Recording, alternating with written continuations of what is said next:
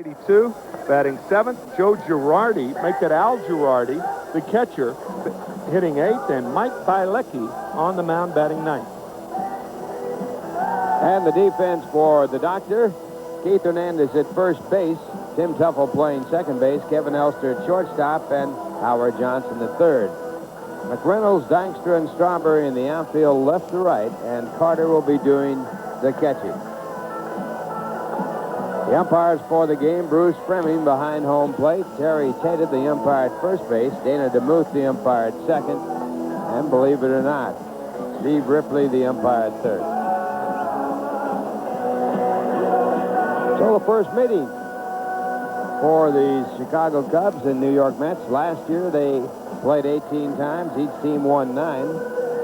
And Bruce Fremming getting ready to go on a very pleasant evening for baseball. The temperature would be in the high 60s, I would guess, and a good hand. Good crowd on hand.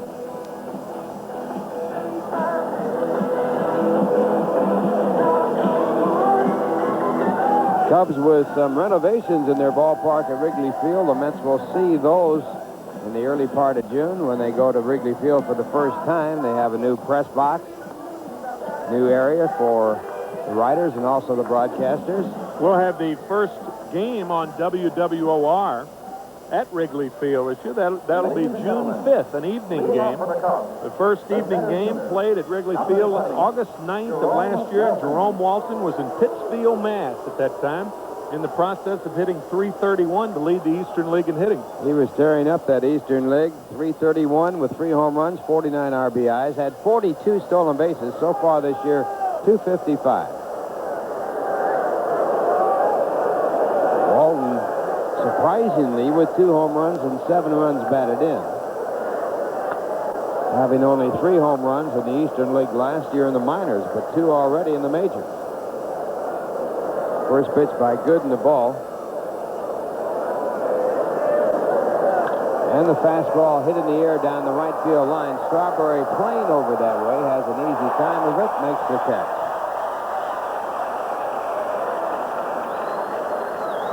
So 1 up and 1 away, and that'll bring up Mitch Webster. Number 33. At this time of year, it's not as difficult for outfielders in the early part of the ball game, but come June, right around the 1st of June through the middle of August, these 7:30 starting times, it can be very difficult to pick balls up, but not so yet. Webster, the batter, and having a great start. He looks at the curveball. It's called the ball. Webster hitting .400, no home runs, 5 runs batted in. He leads the National League in hits with 20, and his on-base average .483. Fastball fouled away, 1 ball, 1 strike. He came to the Cubs in the middle of the year last year, hitting .240 against Gooden. For the Cubs, he hit .265 with 4 home runs. For Montreal, he hit .255 with 2 home runs. And the count 2-1.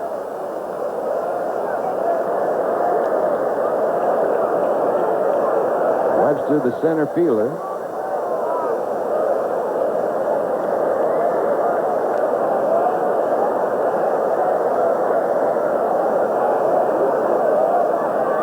And the fastball rides high at 3 balls and 1 strike.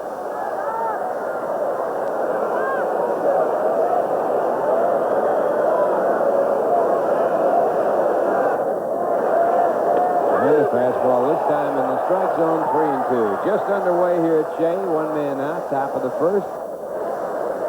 And Doc Gooden with a 3-2 count to Mitch Webster. Goes to the curve, and it's called a ball. That was a close call. And Gooden obviously upset, and you don't see that reaction out of Doc that often. The 3-2 curveball. Well, Gary Carter was going to throw it to third, but Bruce Fremming is the guy who makes that decision. He called it a ball. Close pitch. So the first base runner, and Gooden will work to Ryan Sandberg as his next batter. Sandberg off to a .283 start with 1 home run, 8 runs batted in. Brings a 6-game hitting streak into this game, hitting .304 over that streak. Webster threat to steal. The Cubs are running ball club now, and he draws a throw. Cubs with 19 stolen bases in 28 attempts, and they are number 1 in the National League in stolen bases.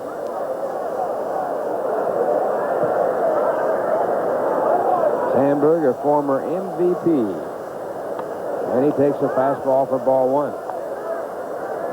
Sandberg led the Cubs in 1984 when they won the Eastern Division title. Won the first 2 games of the playoff with San Diego and then lost the next 3. Last time they played in the World Series, 1945, and that was close. Webster was moving away from first when the throw was started over there. Webster has not been caught stealing yet, but you see that little lean on the right foot. But the tag is high, and he was clearly safe. And the fastball again for ball 2. Gooden with a new approach to throwing with runners on base. He goes right to about leather high, almost a little higher than leather high, and holds there instead of down by the belt. That may be the influence of Ron Darling. That's how Ron Darling pitches from the stretch. Watch him come set at the letters. So Gooden well aware that the Cubs can run, and also the Cubs know that the Mets do not hold against runners too well when Gooden's on the mound. The thing about it is, if you come set like that once, you have to do it all the time. You can't deceive the runner coming set from different positions. Now back to the plate, and another squeeze call, the players call it. All out of the strike zone, according to Bruce Fleming. Players will say he's squeezing the strike zone, making a very small strike zone for the pitcher. Now, that ball could have been low. I would say so. Yeah. 3-0 pitch. There's a strike, 3-1.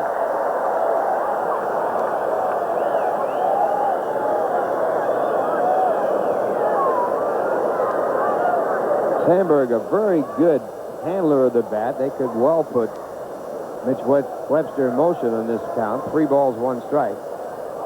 And he draws another throw. See, Sandberg looking down to Chuck Cottier, the third base coach. He wants to know whether Webster's running or not. Because a pitch that you would not normally swing at, you want to swing at 3-1 to protect the runner, if it's a strike. That was close. That was very close there. That ball was right 4 inches off the ground and right where Hernandez was going to make the tag. Webster back in there. That would indicate he would be running when he is right. taking a lead like that. You got to make sure Gooden pitches. There he goes, and the ball hit right back to the middle, a base hit. Going on to third is Webster as he was going with the pitch, and the Cubs have runners at first and third with 1 out as Sandberg singles up the middle. Explain that 3-1 count a little further. The hitter wants to know whether the runner's running or not. Because with the count 3-1, you want it to be your pitch. Well, if the runner's running, you may be prone to swing at an outside corner pitch that with nobody on in the count 3-1, you normally would take. So Sandberg chose to both protect Webster and swing at the Gooden fastball, and good things happen. That's unusual running ball club. You don't, as you pointed out appropriately, Ralph, you don't see the Cubs in a running state too often. No runners at first and third, and Andre Dawson, the batter, and he takes the called strike. Dawson hitting .244 so far this year with a home run and 7 runs batted in. Last year, Dawson hit .303 with 24 home runs after being the MVP the year before.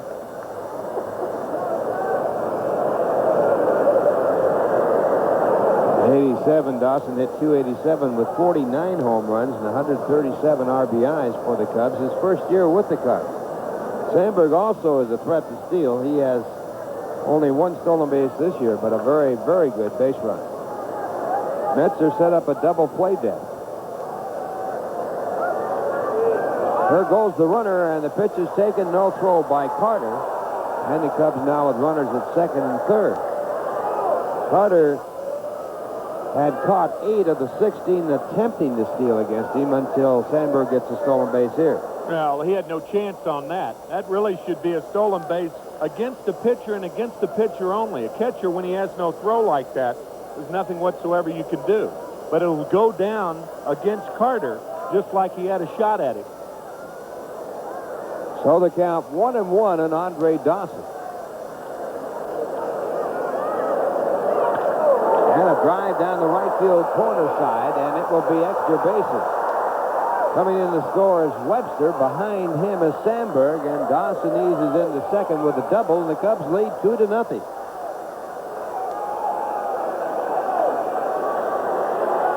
Number 17, the first baseman, Mark Gray. RBIs number 8 and 9 for Andre Dawson.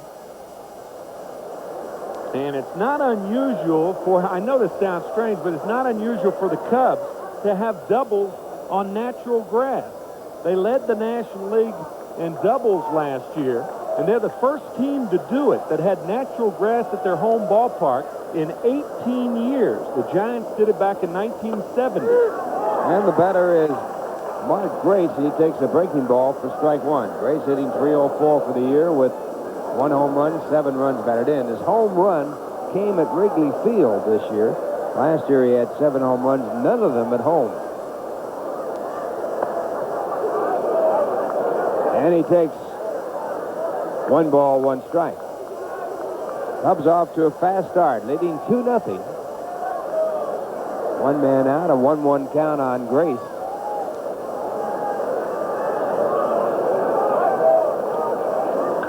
And he hits a high fly ball to center field. Dawson at second base is tagging up. Dykstra, the center fielder, makes the catch. Dawson off to third, and the throw is late.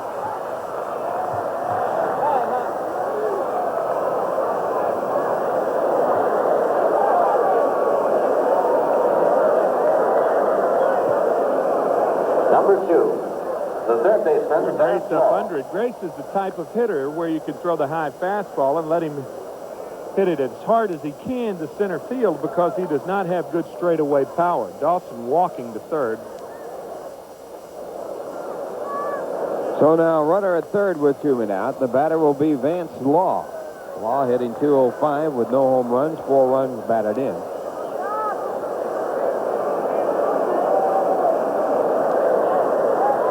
And the good fastball. Law last year hit .293, and he had 11 home runs and 78 RBIs. He was beaten out by Dawson on the last day of the season for the club leadership in runs batted in. Back again with a fastball. 1 ball, 1 strike. Vance Law, making the All-Star team last year, became the third father-son combination to play in an All-Star game. The Boones and the Bells, the other 2 father-son combinations. And a swing and a miss for strike 2. 1 ball, 2 strikes. Law got off to a good start last season. He hit in his first 16 games. That's a career high for him. All started on opening day.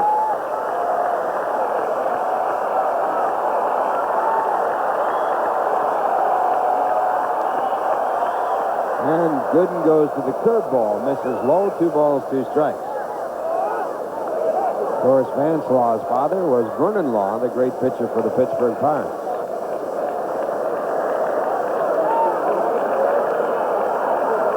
2-0 Chicago as Gooden, who came into this game with a record of 15-2 in the month of April, falls behind right off at the start.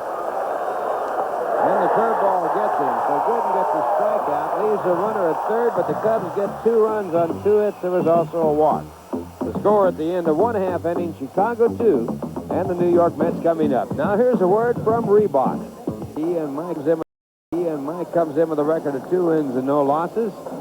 Make that 1 win and no losses, and he has an earned run average of 2.70. 1 walk, 5 strikeouts, 5 hits in 6 2/3 innings. And the lineup for the Mets, Lynn Dykstra leading it off, followed by Tim Teufel, Darryl Strawberry hitting third, Kevin McReynolds hitting fourth, Keith Hernandez batting fifth, Howard Johnson, the third baseman, hitting sixth, Gary Carter, his 1,788th game behind the plate, batting seventh, Kevin Elster and Dwight Gooden. And Mike Bielecki with his first pitch of the game, and it's Ball one. Defensively for the Cubs, Gray, Sandberg, Dunston, and Law in the infield first to third. Webster, Walton, and Dawson in the outfield left to right. And the 1-0 pitch. A strike call off the fastball. Dykstra hitting .320 for the year. He has no home runs, 2 runs batted in. Last year he hit .270 with 8 home runs.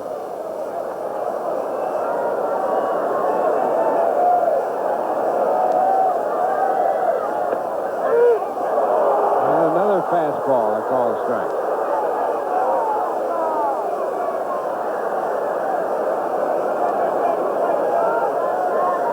Some reactions can be construed as showing up an umpire. Now watch Lenny. He looked on the outside corner. And I'll guarantee you one thing about Bruce Frimming. If he thinks you're showing him up, he can be as tough as any of them. So a 1-2 count to Dykstra, and the fastball swung on and fouled away. That pitch probably high.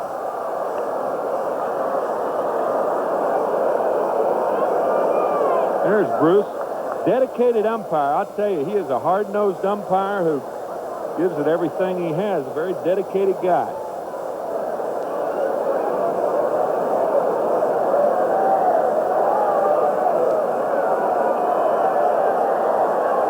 And the 1-2 pitch hit the center field.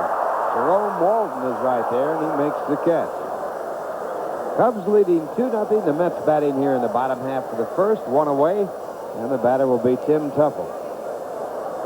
Not that all umpires are not dedicated. I mean, Dwight Gooden thought he was squeezed on that 3-2 pitch that he threw to Mitch Webster, and he gave Bruce the Spruce a little piece of his mind as he was leaving the mound.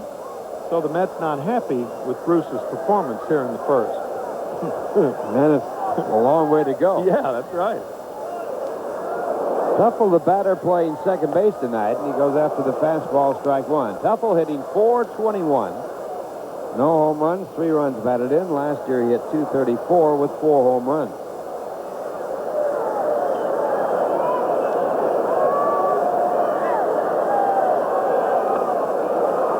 And a ball call. 1 ball and 1 strike.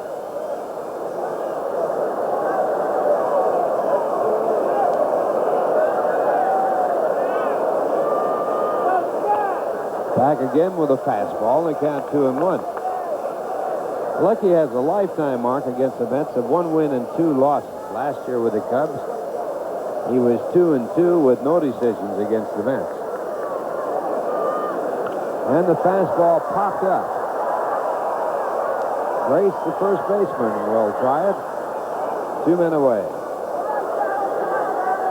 That'll bring up Darryl Strawberry. Right fielder, number 18, Darryl Strawberry.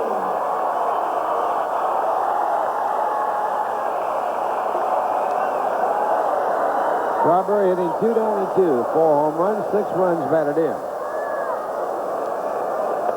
And he takes the strike. All of Darryl's home runs this year have been solo home runs. In fact, the Mets have had only 1 home run with a runner on base, and that was Lee Mazzilli's 3-run home run that won the game yesterday. That's with a total of 9 home runs. 8 of them have been with no one on. 1-1 pitch to Strawberry, and the fastball again. 2-1.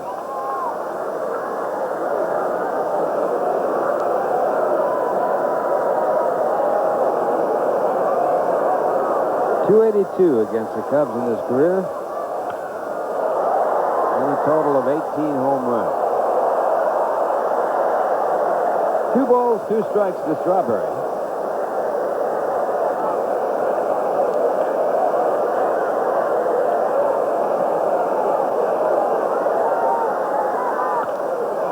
And a hard ground ball to Grace, who is a fine fielding first baseman. And he handles it with grace. Mets go in order. The score at the end of 1. The Cubs 2 and the Mets nothing. Now here's the word from the 9X Yellow Pages.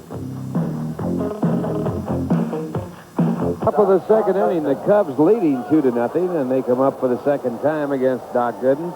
First inning, they had 2 runs on 2 hits. Gooden also walked a batter and struck out 1. His first batter here will be Sean Dunston. Dunston hit him 185. No home runs, 1 run batted in. Last year, Dunston had only 16 walks all season long, and he takes a fastball, strike 1. Near the latter part of the year last year, Dunston was ordered to take at least 1 strike or at least 1 pitch every time he went to the plate. They want him to get on base more. And the curveball grounded to Elster, the shortstop. His first chance. 1 away. 8 of those 16 walks, by the way, were intentional last year. So he walked legitimately only 8 times. Schiraldi.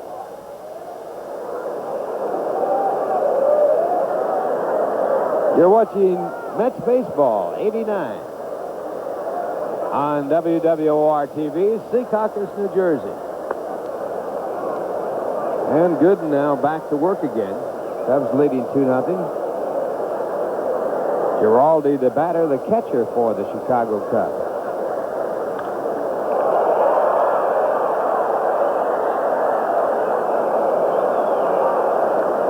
Schiraldi was a .272 hitter at Pittsfield last year with 7 home runs, 41 RBIs. Played in 104 games. He was an outstanding defensive catcher. Separated his shoulder in the first week in August and missed the rest of the season. And it's a ball called, 2 balls, 1 strike. He was born in Peoria, Illinois, which is Cub territory. Went to school at Northwestern, which certainly is in Chicago.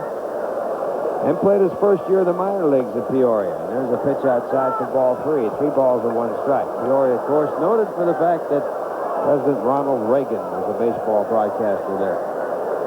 Oh, it's noted for more than that. Tractors, too, I think. That is ball 4, so Gooden wants his second man.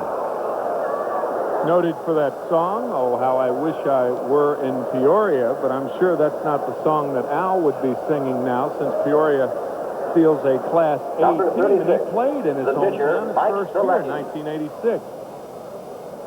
Academic All-American at Northwestern, an industrial engineer. No wonder he's a catcher. Right, there he goes, and running with a pitch. It's grounded out to the second base side, and Don Zimmer with his pitcher Mike Bielecki up in a bunting situation sends the runner and has Bielecki in a hit-and-run situation. Yeah, Bielecki squared around, and Don, a running manager. He likes to send his troops in motion, watch Bielecki square around, and then get around on a Doc Gooden fastball. Center fielder, Jerome. I think Zimmer's trying to do that to combat Hernandez charging hard. And a lot of National League teams seem to be doing that. At the last part of last year, with runners at first and second, they were bunting down the first baseline and things of that nature. Take away that defensive ability of Keith Hernandez at first. He's one of the best ever on bunts. And it was Don Zimmer last year that had the bases loaded and put on a hit-and-run play with Manny Trio at the plate. Against Randy Myers right here at Shea. And it backfired in the top of the 12th inning. Manny struck out, and they tagged the runner coming in from third. Vance Law, I believe. And it's a strike in the count, 1-1 to Jerome Walton, playing against the Mets for the first time. Walton fouled out to the right fielder Strawberry's first time up. Came in hitting .255. 331 at Pittsfield in the Eastern League to lead the league last year. There's a good curveball.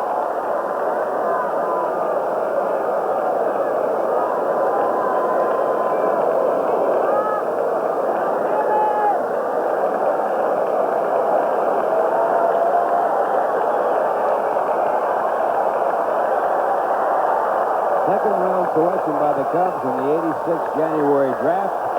And Walton takes for ball 2. 2 balls, 2 strikes.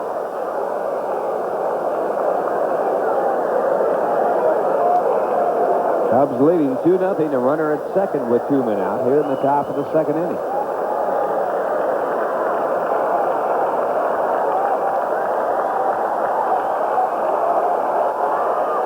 Hard ball driven down the line, foul. That ball was hit well, but fouled by about a foot.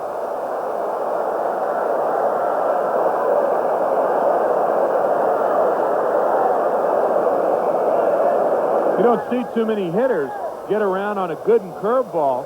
That's a good curveball. Outside part of the plate a little bit up, but Walton really put a good move on it. And that ball fouled by about a foot.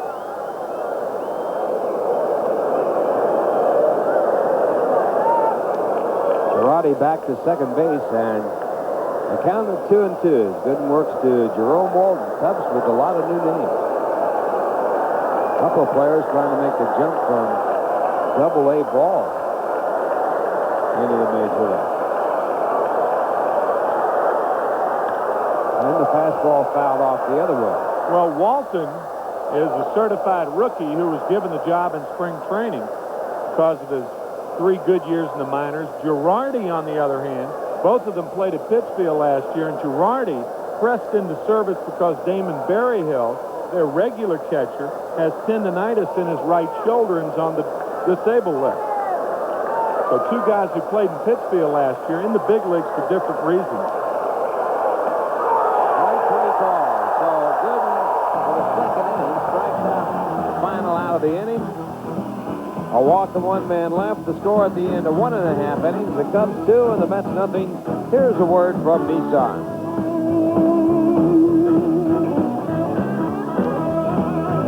The bottom of the second inning, the Cubs leading 2-0. The Mets coming up and coming in for the play-by-play, Tim McCarver. All right, Ralph, and I guess the catcher's fraternity will never forgive me, right? I've been calling Joe Girardi, the catcher, Al 3 times. I don't know whether that's a Freudian slip or what it was. A slider high to McReynolds, 1-0 to Kevin. Sounds like a Damon, right, Damon Runyon thing. You know me, Al. Guys and dolls. 1-1 to Kevin McReynolds. Kevin batting .234 on the year. He had his first multiple hit game last night.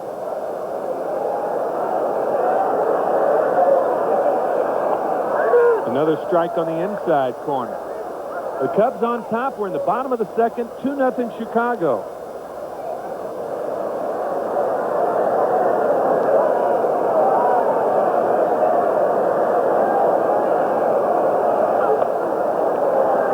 Two and two. Should be like George Myatt, former third base coach for the Phillies. He called everybody stud. And Choo-Choo Coleman called everybody bub. Luke Easter called everybody bub. And that way you never get in trouble with names, right? That is absolutely correct. Bub, pal, buddy. Not a bad idea.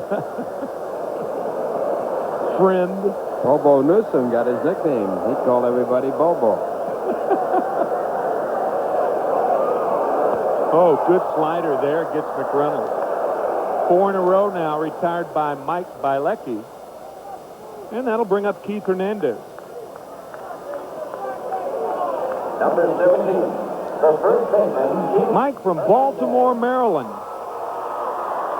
You mentioned that 1-2 record against the Mets. That one victory was his major league debut back in 1985, April 15th, 1985. Mike had that great year. He was the minor league player of the year in '84. He was 19-3 at Hawaii. He came to the Cubs for Mike Curtis. And Hernandez takes ball 1. Started that career with the Pittsburgh Pirates.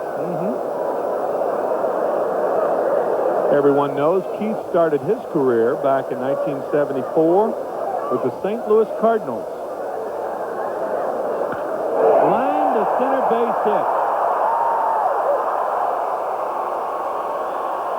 So Hernandez becomes the first Mets base runner, and that'll bring up Howard Johnson. Well, this is really a sweet swing. Keith has one of the best moves at a baseball that you would want to see. And look at this good move on this. Number 20, third baseman Howard Johnson. That's textbook right there.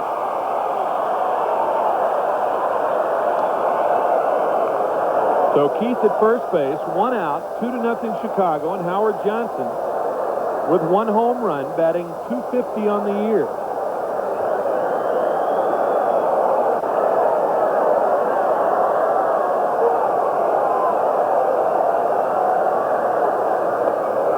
Went too far on the split finger fastball. Bielecki's got a good one. 0-1 to Johnson. Told you a member of the 30-30 club 2 years ago, the 20-20 club last year. And there were 2 other Mets that were members of that club, Kevin McReynolds and Darryl Strawberry. I'll tell you an interesting note about those 3 after this pitch. Inside corner, strike 2, 0-2. No major league team has ever had 3 players. No major league team has ever had 3 players with 20 or more home runs and 20 or more stolen bases during 1 year. You could have bet me that. That's amazing. It is. You would have thought that would have been done more.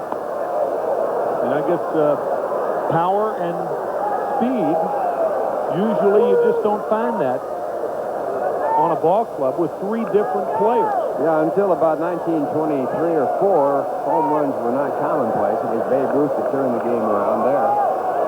So the stolen bases were prevalent and not the home runs. And then it switched over where the home runs were prevalent and stolen bases were. Now it's the rule of each. And Johnson down on strikes. That's the second strikeout for Bielecki. Well, Bielecki was the minor league player of the year in 1984.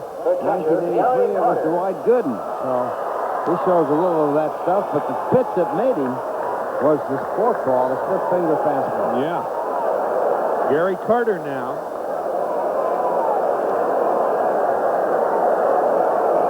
Gary batting only 135, 3 for 37. So he's trying to get on track. The Mets trail 2-0, 2 outs in the bottom of the second. Grounded towards short. Easy play and an easy hop for Sean Dunston. Gives him a chance to show off that rifle he's got hanging from his right shoulder. 2-0 Cubs after 2. We're back after this from Manufacturers Hanover. Dunston with really a gun for an arm. Watch him throw this ball. He gets everything behind it. We were talking about great arms in baseball, and he's got one of them. Well, I'll say. Louis Aparicio was the one that Davy Johnson picked when we were discussing that. Aparicio, the brilliant shortstop from Venezuela in the Hall of Fame several years ago, as it's 0-1 to Mitch Webster, who walked and scored in the first. Wanted to bunt, and it was a strike anyway. 0-2 to Webster.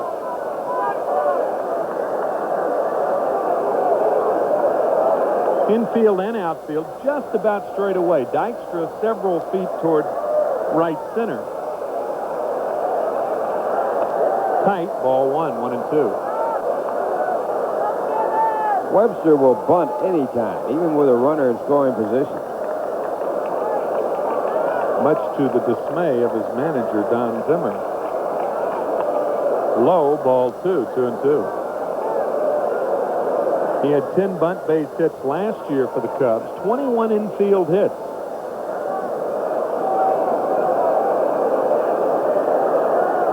In a word, this year, Webster has been terrific. Entered the game batting 400. Curveball lifted to right, and Strawberry can't make the play. Strawberry diving and giving a valiant effort, but he didn't realize where the ball was. It didn't appear, and Webster's got a double. Well, this ball hit off the end of the bat, so it doesn't carry too well, and it comes up a little bit short of Strawberry's glove, and Darryl doesn't know where it is. Might have been able to get to it if he had known where the ball was, and might have been able to hold Webster to a single. So Webster with his 4th double of the year. He's at second with 1 out in the batter, Ryan Sandberg. He's singled his first at bat. Metzer played a ball game in Chicago one time, and the right fielder, and I can't think of his name, made a dive for a ball like that. The ball went under his cap, and he ran all around for about 2 minutes trying to find the ball. Never did. It was underneath the cap.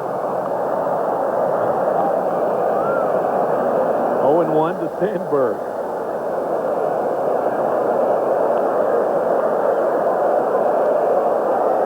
Ralph said Doc Gooden 15-2 in April, and he is certainly that. He's 15-3 lifetime against the Chicago Cubs. He was 2-0 last year. And he has really had a lot of success against the Cubs, but not tonight so far.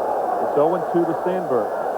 Sandberg there trying to hit behind the runner, but he took a good hard swing, and that's what you like to see. You don't want a hitter this good to give himself up and just weakly ground out. You want him to take a shot with a good swing out toward that right center field area.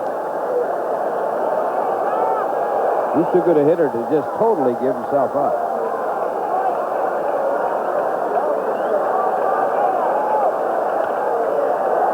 0-2. He fought that fastball off. Here, your 3 and 4 and 5 hitters, you don't want them to give themselves up. But the 1 and 2 hitter, 7 and 8 hitter possibly, move the runner to third base with less than 2 outs to give your team a chance to score a run with something other than a hit. How about that? Career average in April, so I guess Rhino likes warm weather. I'm sitting next to a guy. Oh, you're not kidding. We could play all the games in the equator. I'd like that.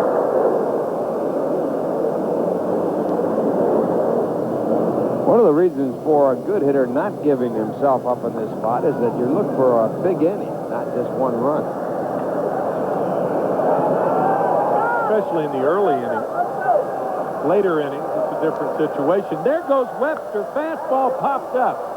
Shallow center field. Webster back in time. What a break. As Dykstra makes the play. What a break for the Mets, because Webster could have stolen home from second base with that jump. Threw it home and cut him off. That's right. He was almost to third when that ball got to the plate. And the ball hit in the air where he had to go back to second. Take a look. Right fielder, Andre Dawson. He's got to come all the way back from third base on that high fly ball.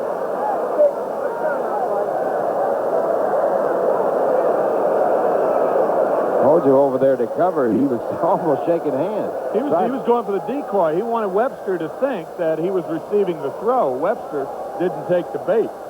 So 1 out now, and Dawson the batter. Andre with a ringing double down the right field line in the first inning to drive in runs number 8 and 9 on the season. Andre Dawson with 299 home runs to his credit. Curve is low. 1-0 to Dawson.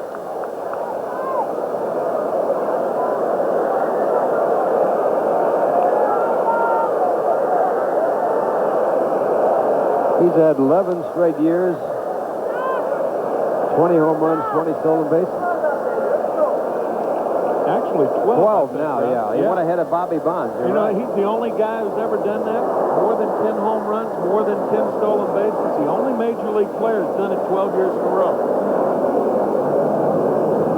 1-0 to Dawson.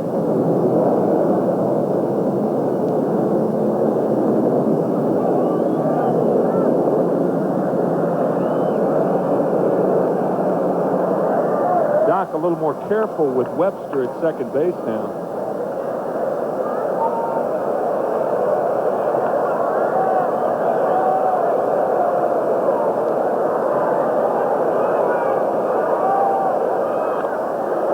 Tapper, and that ball appeared to hit Carter on the mask. Was that a foul tip against Gary's mask? 1-1 to Andre Dawson.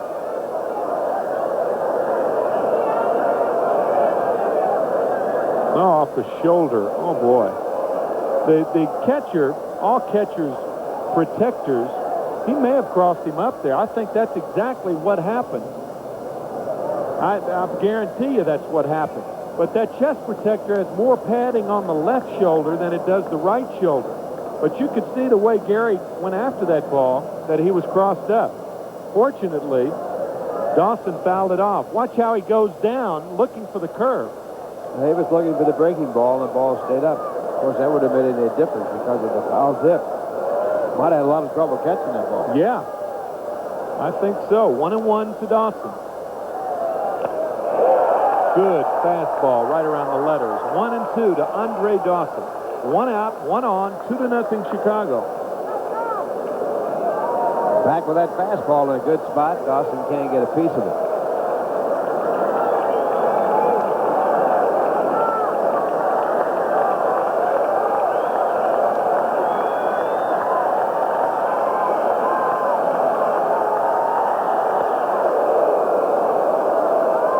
2 balls, 2 strikes to Dawson.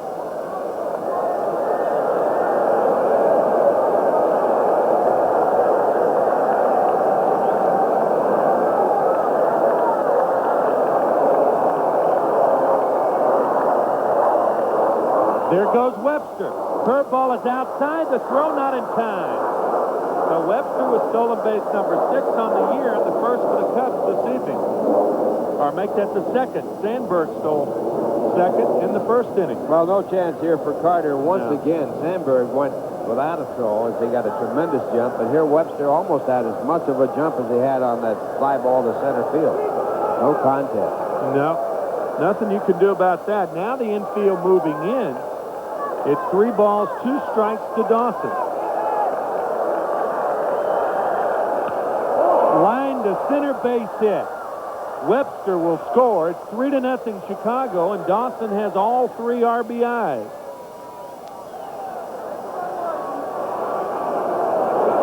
Third baseman, Mark Green. Well, it's Dawson 3 and the Mets nothing.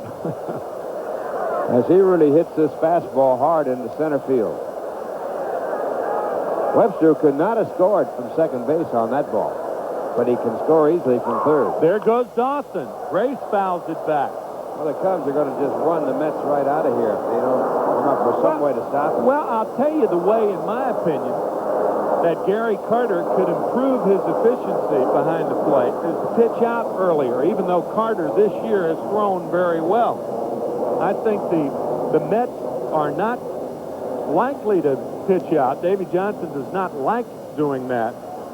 But if they pitch out more, in my opinion, and get the reputation of pitching out a lot more, like, for instance, it's 0-2 to Grace, like the Giants, for instance. I mean, you don't run as freely against the Giants because Roger Craig, because of his propensity to pitch out so much. And even though he may not do it, you're always wary of him doing it. What's your only defense against trying to slow them down a bit? Yeah. You've got to combat it some way. You just can't let them take off. It's 0-2 to Grace.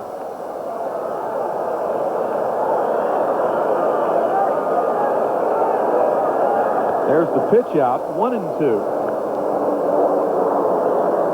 How about doing it again? After the pitch out, a ball club is more likely to run, figuring you won't do it twice in a row. And of course, Gooden has good enough control that you can take him down to a 2-2 count. See if Dawson's running. Nope. Fastball gets Grace. That's the 3rd strikeout for Gooden. 2 out now, and the batter Vance Law, who was the strikeout victim in the first. That's the reason given for managers who do not like to pitch out, is they don't want to get their pitcher in the hole. But as you said, Ralph, Gooden with good enough control to come back. I mean, spotting a guy 1 pitch to try to get a runner. Certainly wouldn't do that with Sid Fernandez, for example. No, that's true. But you would with Bobby Ojeda. Right. David Cohn. Not as much with Darling, but you would with Ron also. There's a strike, 0-1 to Vance Law. Dawson at first, 3-0 Cubs. 2 outs were in the 3rd.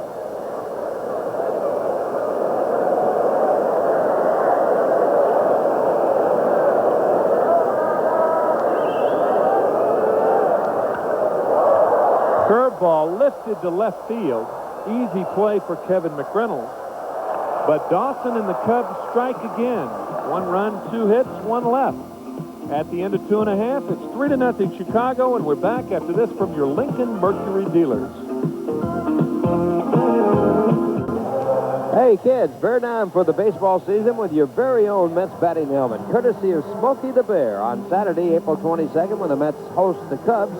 All fans 14 years and under will receive a terrific Mets batting helmet, compliments of our friend Smokey. The helmet features the Mets #1 logo, and don't forget, game time is at 2:20 p.m. Tickets are available at all Ticketron outlets. Shay's advanced ticket window, or call 718-507-TIXX for more information. Mets baseball, excellence, again and again. Kevin Elster, who is only 2 for his last 18 after that torrid start, is the batter, and the fastball outside from Mike Bielecki. Kevin still a very respectable 283.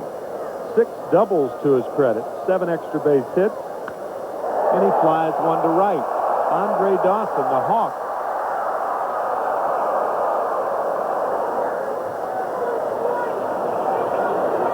One out here in the third. This copyrighted telecast is authorized under television rights granted by the New York Mets solely for the entertainment of our audience.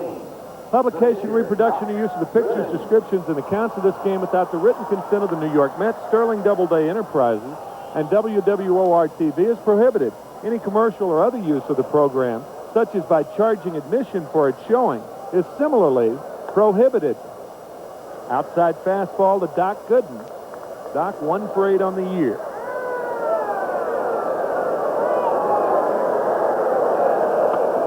That one caught the corner, 1-1. Sign down in the stands and says, whatever happened to Ask Tim and Ralph? Same thing that happened to information, please.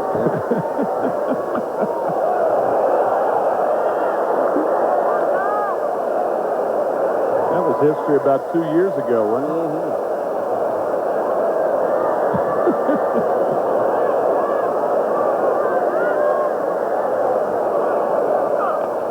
Foul tip. Gooden stays alive. One of the card-carrying faithful here at Shea. A lot of placards here. I guess everybody looking forward to Banner Day again this year. We certainly are. A lot of tradition. The Mets' first year, of course, 1964 here at Shea Stadium. The first 2 years of this franchise, 1962 and 3, in the Polo Grounds. 2-2 to Gooden.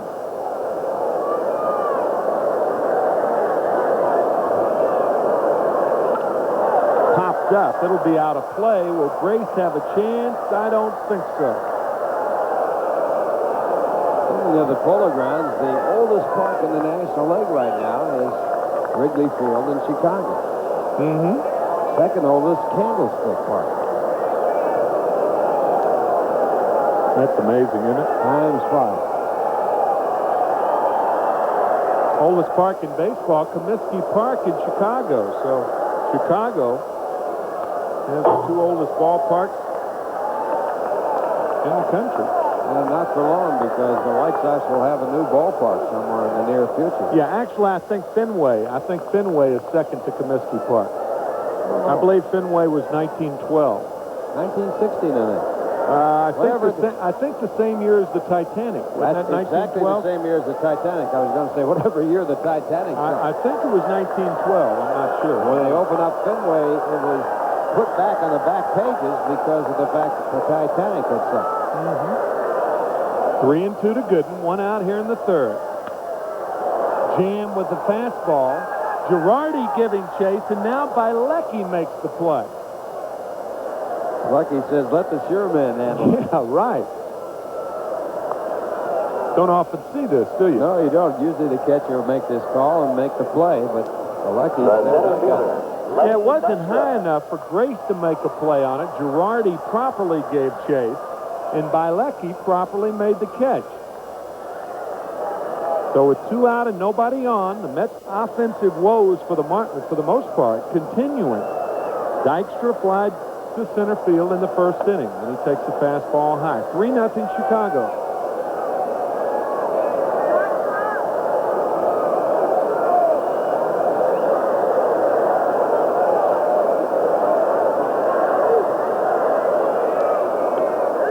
On the corner, 1-1.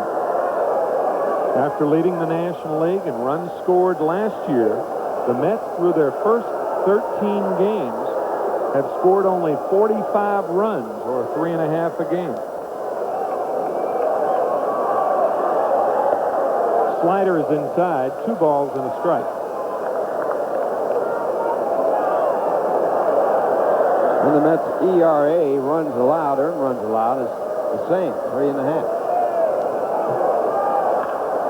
Ripped down the right field line, fair ball.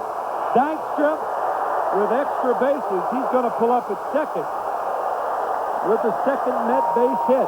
So he's there at second with 2 outs.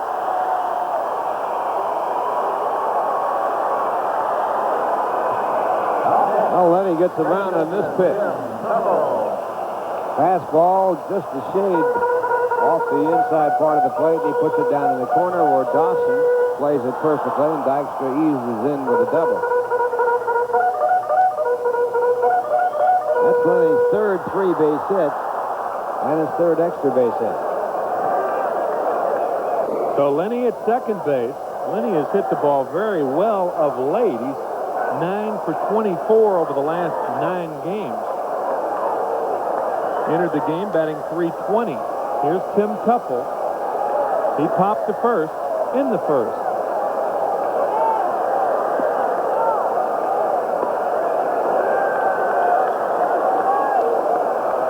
One ball, no strikes to Tim Teufel, and Jay Horowitz is giving some information to Ralph Kiner.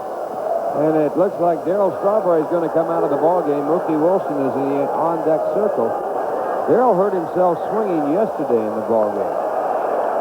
And maybe aggravated it diving tonight for that tightness in the shoulder. On that double by Mitch Webster, he made the dive. So Mookie Wilson is in there for Darryl Strawberry, and he'll be the next hitter should Teufel get on. 2 balls, no strikes to Teufel. Inside, ball 3.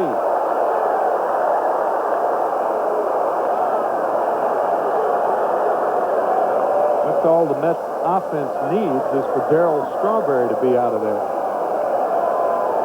At this point, with Carter and McReynolds not hitting, Hernandez is picking up a little bit. There's the strike, 3-1 to Teufel.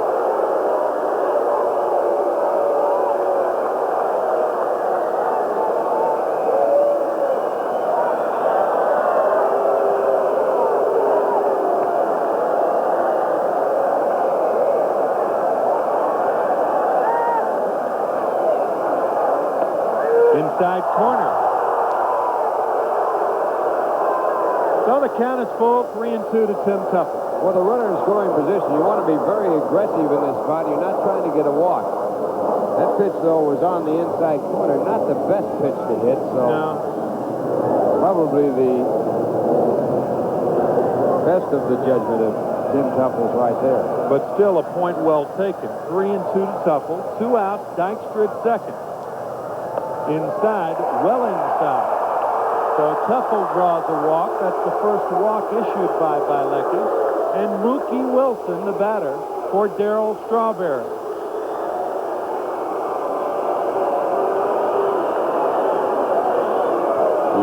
And Mookie will go in and play right field, no doubt. You almost feel it in the crowd. The crowd really doesn't know right now why Strawberry's out of there, and Darryl is so revered and respected in this ballpark for his tremendous ability. Obviously, you can feel the crowd being worried. Outside to Mookie Wilson, a ball and no strikes to Mookie. And they're probably speculating he got hurt diving for that ball. But he did hurt himself in yesterday's ball game. And as we speculated, probably aggravated it going after Mitchell's double, or Mitch Webster's double.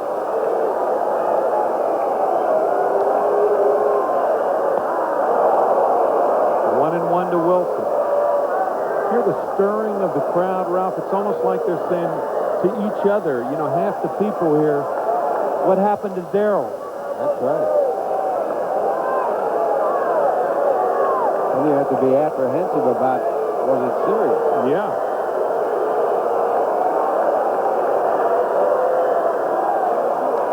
Outside and high, 2 balls and 1 strike, and the young catcher Joe Girardi wants to talk to Mike Bielecki.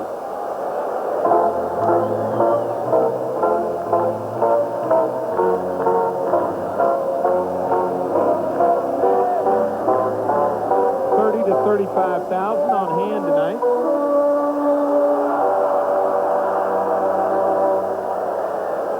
Gooden, I think, usually packs in a few more than the Mets would draw on any other night when he's not pitching.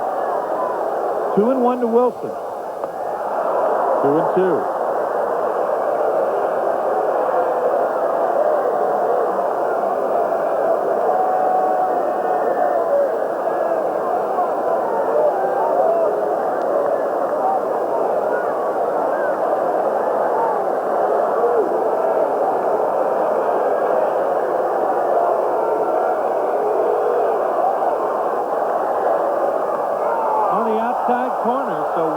Pinch hitting for the injured Strawberry. Strikes out. The third strikeout for Bielecki. The Mets threaten, fail to score. Mike and the Cubs lead the Mets 3-0 after 3, and we'll be back after this from DHL Courier. Mookie Wilson in right field for Darryl Strawberry, and this is the reason. To open the third inning, Mitch Webster hit a ball to shallow right field, and as Ralph said, Darryl hurt his shoulder, we assume it's his right shoulder, on a swing last night and re-injured it trying to make the catch on the play, trying to make the catch on the ball hit by Mitch Webster. Top of the fourth, 3-0 Cubs, and then to call it for you, Steve Zabriskie. How are you tonight, Mr. Z? I am outstanding. Right. Thank you very much, and a good evening to you all. Sean Dunston leads it off, bottom third of the order against the Doctor. Dunston fouls the first one off for strike one. Dunston grounded to short his first time up in the second inning. Joe Girardi and Mike Bielecki to follow.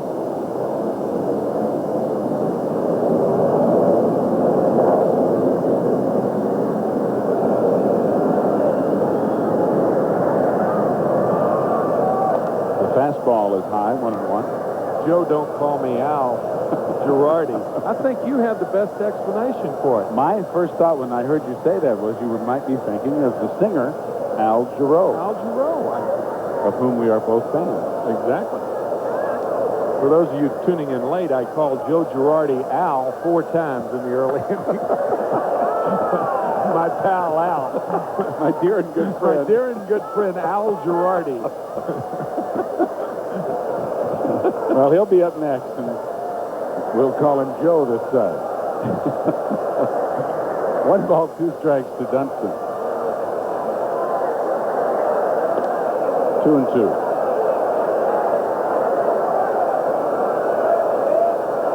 Girardi, like most young players, probably doesn't care what they call him as long as he's in the big league. You got that right. The fastball fouled away again, still 2-2. Well, if Gooden just expands the strike zone to Dunston, he's walked 4 times this year, as Ralph said earlier, 16 times, 8 of which were intentional walks last year in over 550 at-bats. He is the epitome of a free swinger. Consequently, Gooden should not throw him a strike here. He doesn't, and Dunston just lays off the high fastball to make it 3-2.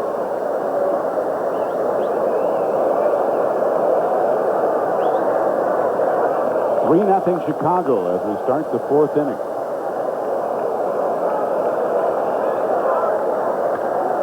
Fouled away. Dunston last year, to show you that strange ratio, struck out 108 times. Nobody who has ever, or I should say only 2 players that have struck out 100 or more times have walked fewer times in a season in the history of Major League Ball. Fastball, Hernandez with a tough hop, makes the play beautifully to Gooden, and there's 1 out in the 4th.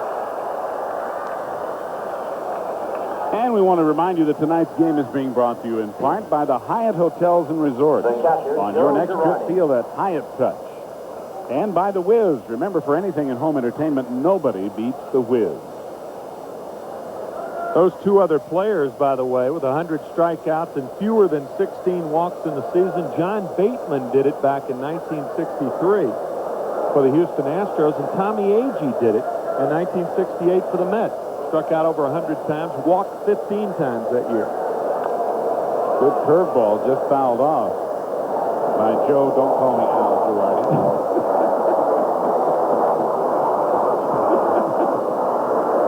Kind of like Charles, don't call me Charlie Hudson. Yeah, right. For the Phillies. Good. Now with the Detroit Tigers. Well, I'll tell you what, this guy's smart enough to call himself whatever he wants to. He was an academic All-American 3 times at Northwestern University. And as you mentioned before, Timmy, he has a degree in industrial engineering. Yeah, I mean, he's not a health major or anything like that. No. Now, I'm not knocking health majors, but I'm saying that getting a degree in health is a little easier than industrial engineering. Actually, for some of us, they'd be equally difficult. And I put myself in that category. But look at me when you say, put yourself in that category, but no one knows that you're looking at me, saying some of us. You can join me if you want. I'll leave it up to you. Unfortunately, I have to. It's jammed with a fastball, pops it up into short right, and there's Tim Teufel. 2 out.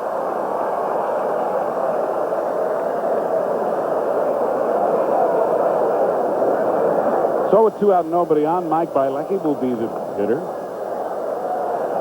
The pitcher, Mike Bielecki had only had 1 at bat prior to this ball game, so he's now 0 for 2 on the year.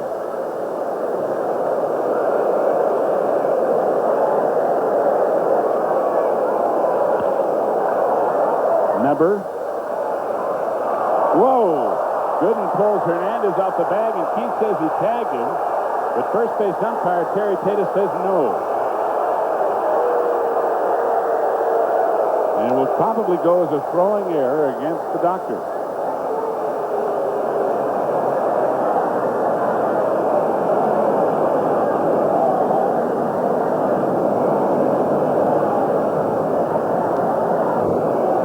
Oh, we'll take one more look at it. Gooden, the throw into the runner. Hernandez says he tagged him.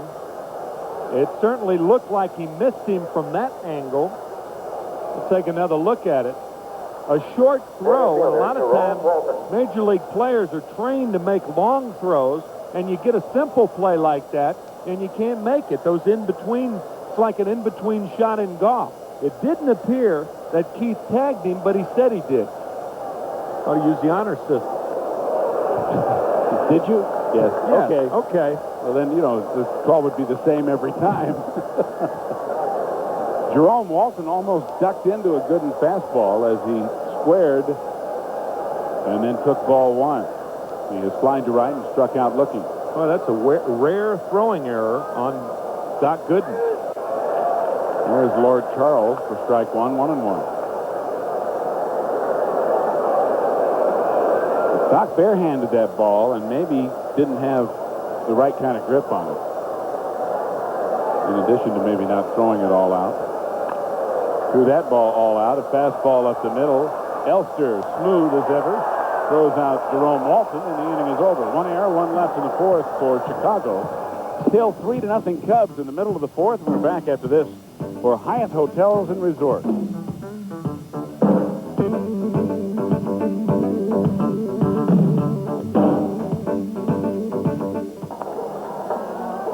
Going to the bottom of the 4th, a 3-0 Chicago lead. As the Cubs scored 2 in the top of the 1st, added 1 in the 3rd. And so far, Mike Bielecki has been in control. The Mets have managed just 2 base hits. It's becoming a continuing story of the New York offense. Mike Bielecki, incidentally, and Don Zimmer was talking about him before the game this afternoon. Zim said when they got Bielecki, and they got him for a song, really, he was originally pitching in relief, and Zimmer said they didn't really like him. He wasn't very effective. And then when they started him, he turned into a different pitcher. And they really liked him when they saw him starting. He pitched differently, pitched more effectively. Consequently, here he is, a starter. And certainly so far has been effective. Kevin McReynolds takes just outside ball 2. McReynolds struck out his first time out, opening the 2nd inning.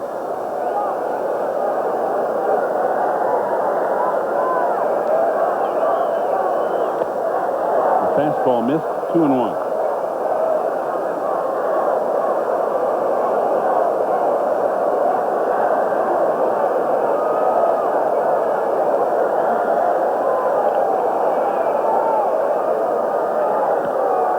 The fastball popped up, graced in foul territory, one away.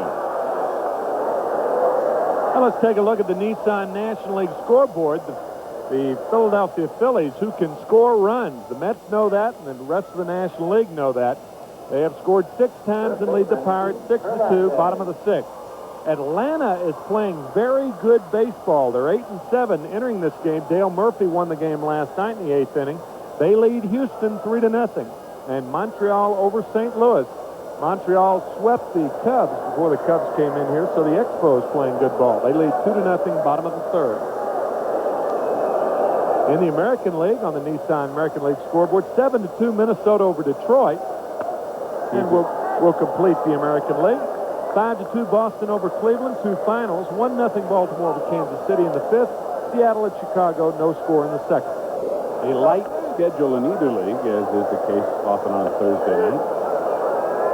Strike 1 to Hernandez, 1 ball, 1 strike. Keith had a base hit, a solid single to right center his first time up, one of only 2 hits the Mets have managed so far against Bielecki. Took something off that one and it floated high, 2-1.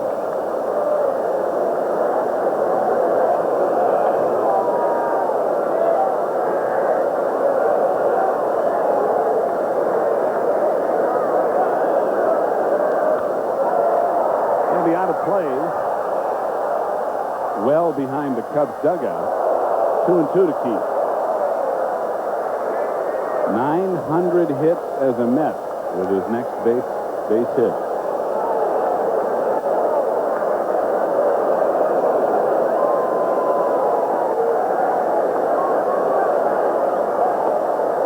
Now 3-2. 1 out, nobody on. We're in the bottom of the 4th.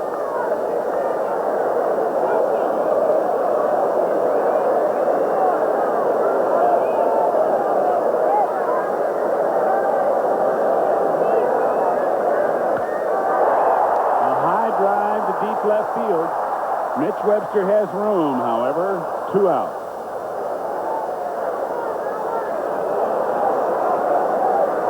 Third baseman Howard Johnson. Keith can hit the ball the other way. Ordinarily doesn't hit it quite with that much authority. But he got under it. So here's Howard Johnson with 2 out, nobody on. Hojo struck out his first time up.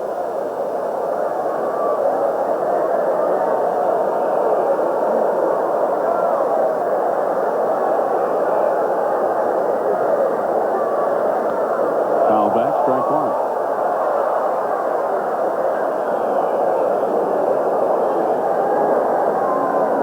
Well, again tonight, the Mets are having a hard time making some noise. Davy Johnson, who last night had a second clubhouse meeting, I guess you'd call it more of a brief speech than really a meeting. Just outside, 1-1. The theme of which was to have fun. Allow your ability to come through, and that's the hard thing to tell major leaguers. More often, most major leaguers fail regardless of their tenure in the big leagues. Sharply to first, but a good play by Grace. Because they're trying too hard, not because they're not trying hard enough. A good point. A 1-2-3 inning for Bielecki.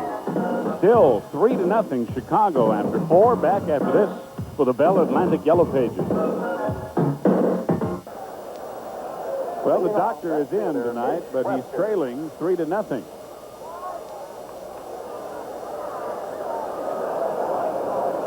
And the doc will face Mitch Webster, Ryan Sandberg, and Andre Dawson as we start the 5th inning with the Cubs 3 runs, 4 hits, no errors, and the Mets no runs, 2 hits, and 1 error. Webster, a walk, a double, and 2 runs scored. And he hit this one into right center. Mookie on the run makes a good play.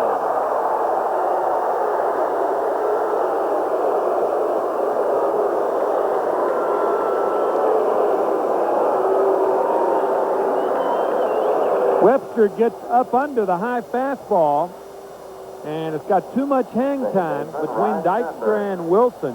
One of them is going to catch a ball that hangs up there that long. Nice play by Wilson. And 1 out in the 5th for Ryan Sandberg, who's 1 for 2. Sandberg had a single to center, a stolen base, and scored a run in the first inning. The curveball misses inside, ball one.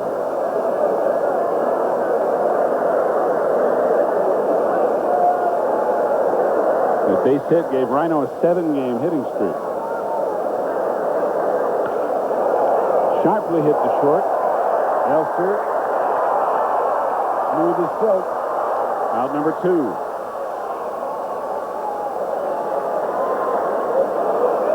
One of the things that makes Kevin so good, Timmy, is that whenever it's at all possible, he gets in front of the ball. Yeah, and he gets his feet in the proper position to make the quick throw. Footwork, especially on infielders or by infielders, on the left side of the infield, so very important. He's always in position to make the throw. Here's Andre Dawson, who swings and misses for strike one, and Dawson has been the Chicago offense tonight. A 2-run double in the first and an RBI single to center in the third. 2 for 2 with all 3 RBIs. Low fastball. Johnson with a good play on the short hop. And with a little bit of help from his friends, the doctor has a 1-2-3 inning here in the 5th. 4.5 gone. Still the Cubs 3 and the Mets nothing. More after this for Steers.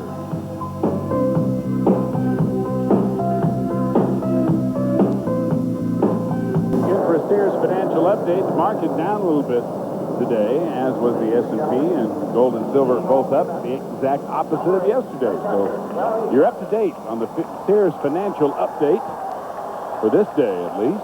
And a guy who's always up to date, Tim McCarver. And a guy who's been a money player throughout his career, Gary Carter, playing in game 1788, which puts him 2 behind Gabby Hartnett, the famous Cub catcher, who caught 1,790 games for the Cubs.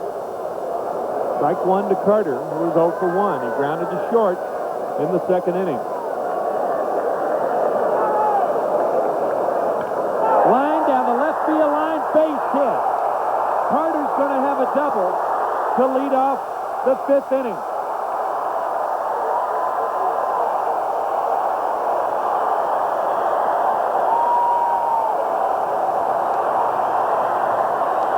Only the 3rd hit for New York, and you can tell by the reaction of this crowd, Mets fans want so desperately for Gary Carter to do well, to have a good year offensively. Gary Carter knows that, and sometimes that causes him to put even a little bit of extra pressure on himself. No question about it. Kevin Elster, the batter.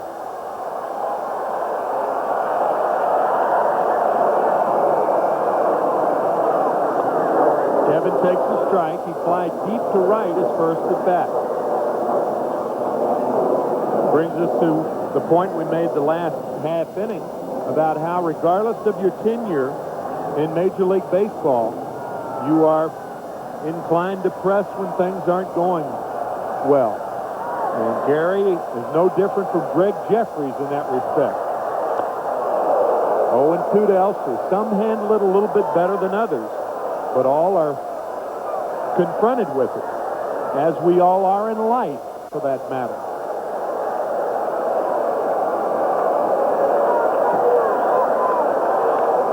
Easy when things are going well, but oh so very tough when things are going poorly. 0-2 to Elster. You can tell yourself the same things in either instance, but when you're not going well, it has very little effect. Your emotions take over.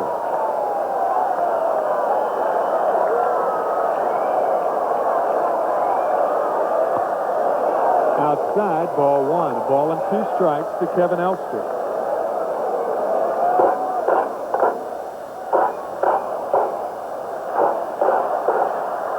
Three to nothing Chicago. We're in the bottom of the 5th. Nobody out with Gary Carter on second base. With the 3rd Met hit of the night. Foul back. Elster still alive.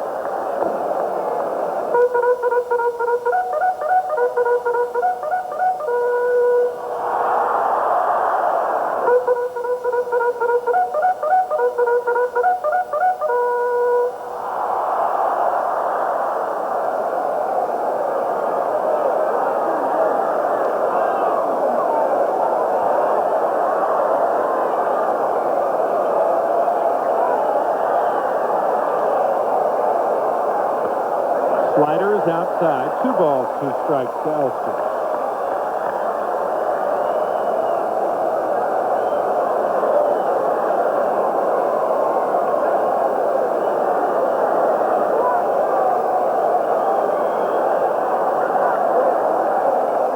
Outfield shaded toward right field properly, especially the way Elster's been swinging the bat so far this spring.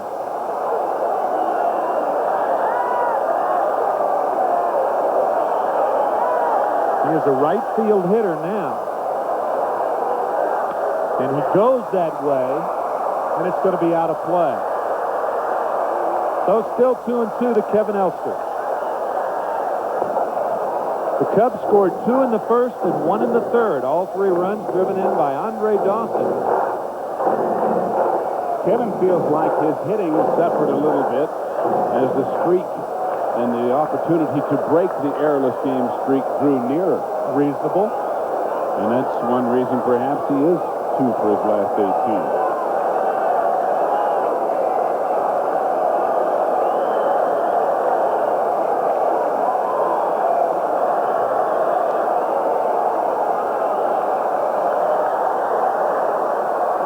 Inside, ball 3. 3 balls and 2 strikes to Kevin Elster. Don Zimmer wants his starters this year to go as long as they can. The Cubs relievers had the highest ERA in the National League last year, even though they do have Mitch Williams from the Texas Rangers this year. Line drive, base hit, right center. Carter's going to score. Elster stops at first, and the Mets are on the board. 3-1 Cubs.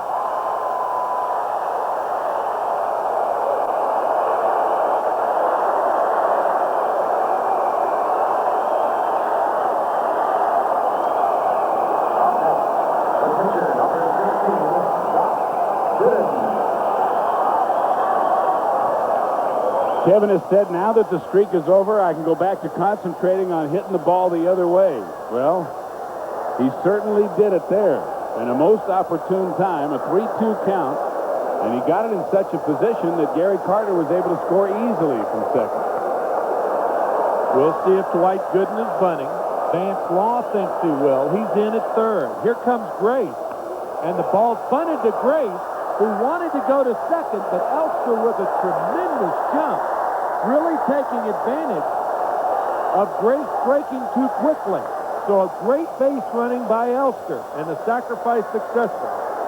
Now watch Kevin Elster. When Mark Grace leaves the bag, Kevin says, all right, I can go. I'm going. Now he makes sure the ball is bunted, but he's already a third of the way to second. Exactly. He has to make sure the ball is bunted because Ryan Sandberg's going to come over to first and could sneak in behind him. But as soon as Gooden made contact, Elster was already a third of the way to second, and Grace, who, as you said, Timmy, immediately looked at second, had no play. So Don Zimmer obviously upset as Len Dykstra takes the fastball. That's high. He doubled in the right field corner in the third inning. 3-1 ball game. Cubs are on top, but Elster at second base, 1 out.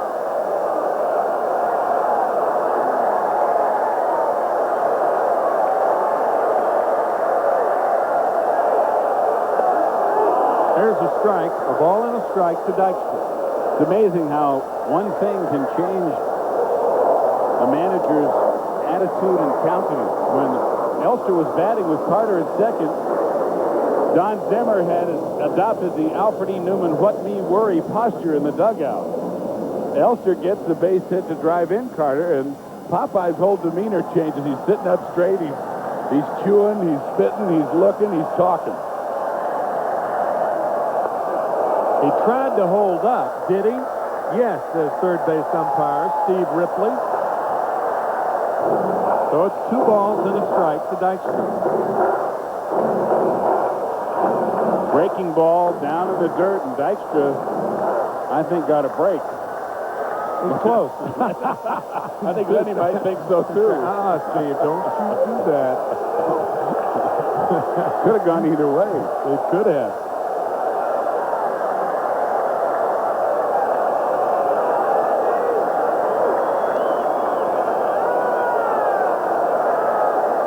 Dick Pohl, the pitching coach for the Cubs, to the left of Zimmer.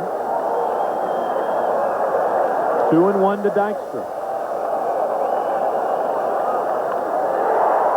Fly ball to center field. Elster tagging, and he'll try for third. Strong throw by Walton. And Elster makes it. But if you try that play 100 times, you have to make it 100 times. Second baseman, Tim. So Elster at third with 2 outs. The reason you have to make it is because you don't want to be the third out at third. Walton did a very good job of getting himself in position to throw that ball, and then the second half of the equation made the good throw to make it a very close play at third. That's really true, and you love to see young outfielders coming up and realizing that their training was good in the minor league. And you could see by the way Walton fielded that ball that he had good training. As Teufel backed out of there, he had probably called timeout in time. Timmy 0 for 1. He was walked in the third and popped to first in the first. One game in Reading last year in the Eastern League when Walton was playing with Pittsfield, he retired or threw out 3 runners at home plate. The next night he threw out another one. 4 runners at home plate thrown out in 2 nights. So you've got to believe that he's got a pretty good throwing arm, and as you said, properly gets himself in good position. 1-0 to Teufel. 1-1. Which points up the fact that there is really a difference between having a strong arm and having a good arm. A strong arm does not necessarily denote good mechanics and accuracy. A good arm, at least in my mind, denotes someone who makes good throws in addition to putting something on the ball. What good's a strong arm without good throws? It's wasted. Popped up in the infield. Third baseman Vance Law throwing a feed on it. Now he backpedals and drops the ball. Elster scores. Teufel at first base. 3-2 Chicago.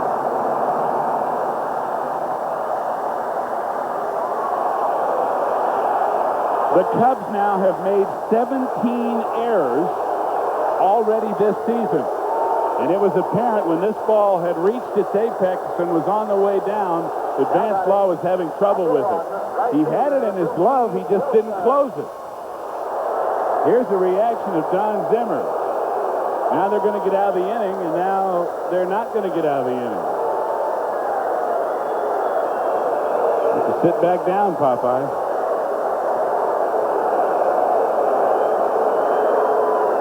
So Teufel at first base. Elster scoring on the play. 3-2 now. Cubs on top. The Mets hoping to capitalize. They've already capitalized on the error, scoring 1 run. They're looking for more. All gifts accepted, says Davy Johnson. Like a child at Christmas morning. 1-0 to Wilson.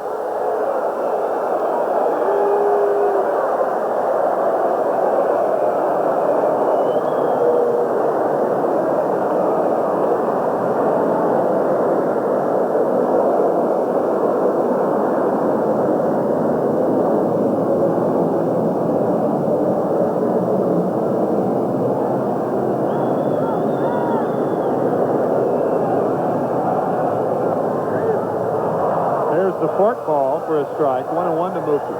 Mookie pinch hitting for Darryl Strawberry in the 3rd inning. And I know that sounds strange, folks, but the reason was Darryl injured himself yesterday swinging the bat. He re-injured himself tonight diving for a Mitch Webster double. So Wilson in there for Strawberry, and he fouls one off, the 5th. And it's 1-2 to Mookie. I'm amazed that Mookie Wilson's bat is not broken. That ball was about as far inside as it could be and still be hit with a bat without hitting it with your forearm. Almost like that ball hit him between the hands. Yeah, if that be possible.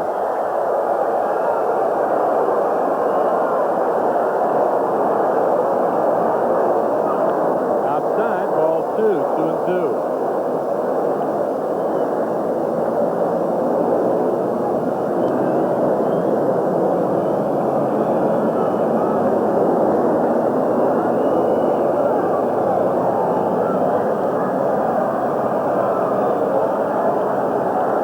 Two to Wilson. Swing and a miss. He's out of there. So Mookie strikes out for the second straight time. But the Mets earned 1 run, and they were given 1 run.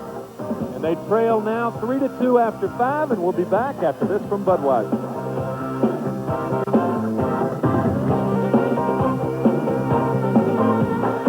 Leads it off for the Cubs here in the 6th inning, and he takes a curveball from Doc Gooden for a strike.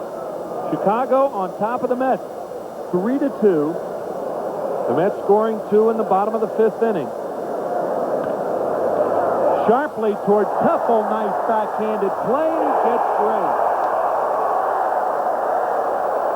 Must be living well. Boy, I'll tell you. There are 3 elements to this play that enabled Tim Teufel to do it. First of all, he's got to get to this ball, and it's hard to hit up the middle. Secondly, when he gets it, he's got to get himself turned around, stopped, and throw to make a throw. Then he's got to really put a lot on it. He did all 3 of them extremely well, and that's why Grace was out by a full step. Vance Lawn now. And he fouls it off, 0-1.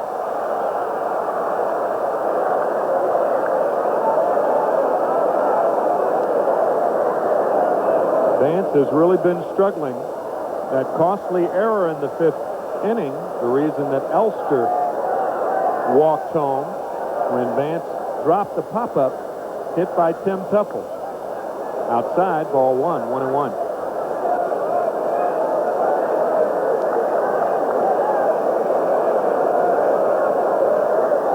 And of all the players who've played an appreciable amount, 1-2 to Law. Against Doc Gooden as members of the Chicago Cubs, Vance Law has perhaps had the least success as a hitter against Doc as any of the others. Coming into tonight, Law has hit 190 for his career, only 4 hits and 5 strikeouts in 21 at-bats against the Doctor. And you can add to that the fact that he's 0 for 2 tonight.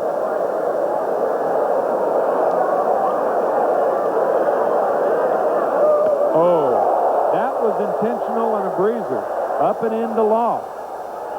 So Gooden backing Law off the plate, and it's 2-2 to Vance. Well, you think about the previous pitches. But look where Carter sets up. This was the Doctor's doing. Pardon me, that is all part of the game. 2-2, 1 out. Fouled away. Still 2-2 to Law. It used to be routine in baseball. 0-2, 1-2. If you had a good pitch in the process of getting to that, or if you had some good cuts on good pitches, getting to 1-2, 0-2, you were going down. And I mean 70% of the pitchers pitched that way. It was taught that way. Now baseball's too sensitive to the knockdown pitch. This one playable. Wilson in, Teufel back. Wilson makes the play. 2 out. And to their credit, I think hitters, especially in the American League, hitters are responsible for making umpires aware of the inside pitch. And umpires, I think in the American League more than the National League, giving out warnings really without reason. Well, the National League has always, I think, throughout its history, at least in recent decades, been more of a league where the hitters are challenged more by the pitchers. Dunston fouls it back, 0-1. And that would lead to more tolerance in that regard in the National League than in the American League. Makes sense. One would think, anyway. That ball got stuck right between the post and the fence, the railing. Nobody seems to be able to get it out.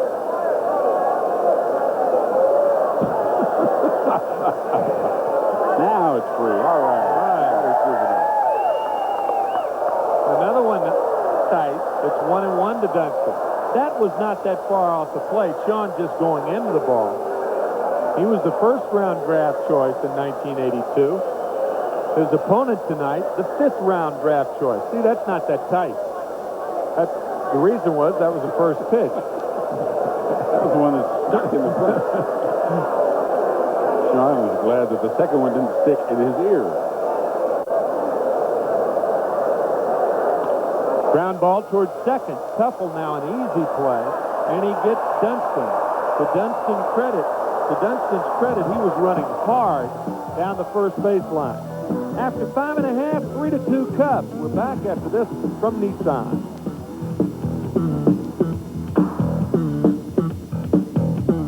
Bottom of the 6th inning, 3-2 ball game. Cubs on top. And Kevin McReynolds leads it off here in the bottom of the 6th. Tim McCarver along with Steve Zabriskie and Ralph Kiner. Ralph will be joining Steve after this half inning. Happy you've chosen to join us tonight. A cool evening here at Shea. And the fork ball is low to Kevin McReynolds, who is 0 for 2 on the evening.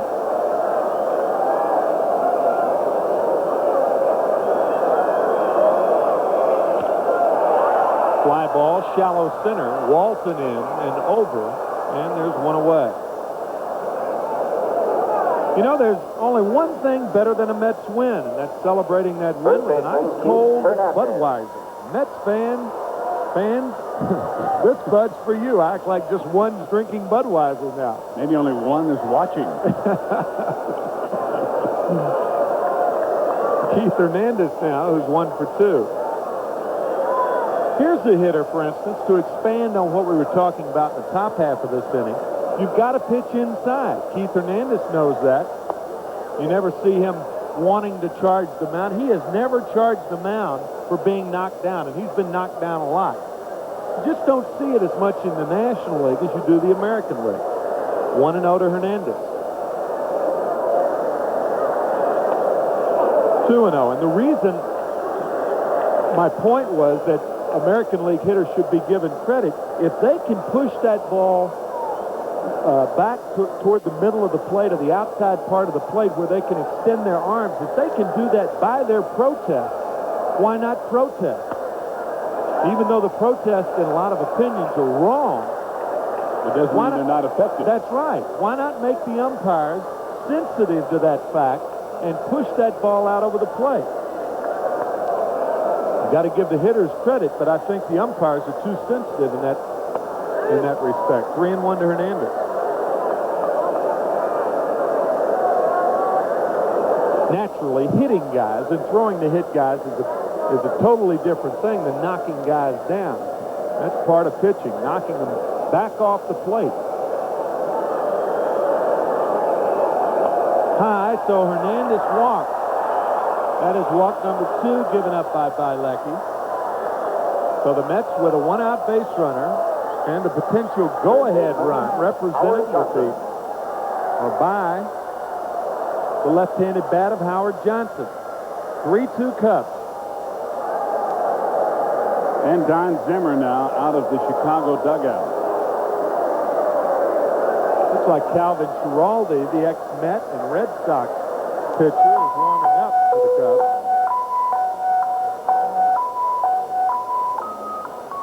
Calvin. Calvin trying to join the Steve Bedrosian, Jeff Parrott look-alike trio here. All these relievers growing these beards.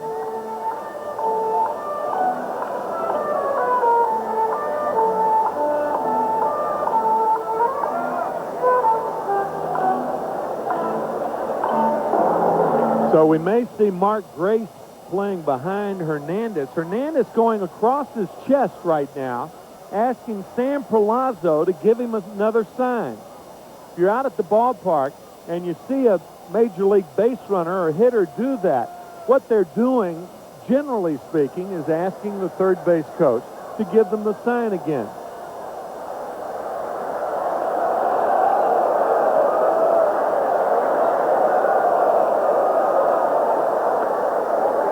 Hojo takes the fastball outside. Johnson 0 for 2 on the night. He has struck out and grounded sharply to Grace at first.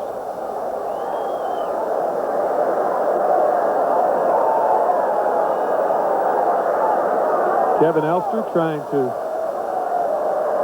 be a quick study, and he has so far this year. The fork ball is low, 2-0.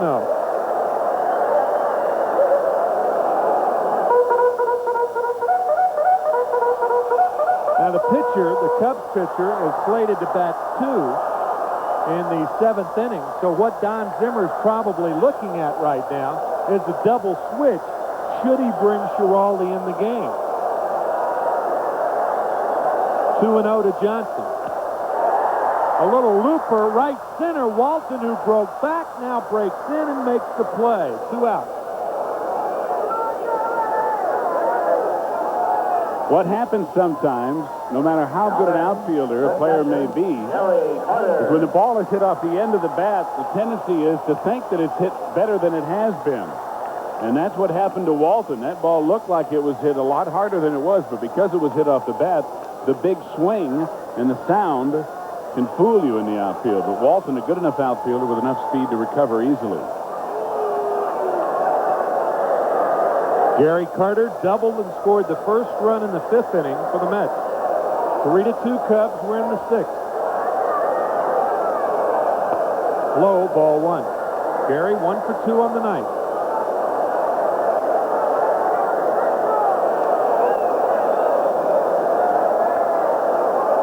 Now Grace is holding Hernandez on at first base, and that makes sense.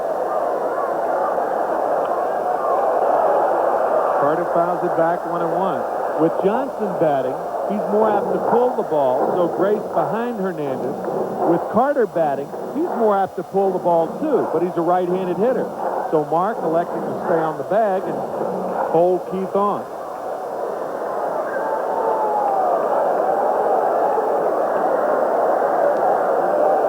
One and one to Carter, 2 outs, 3-2 Chicago.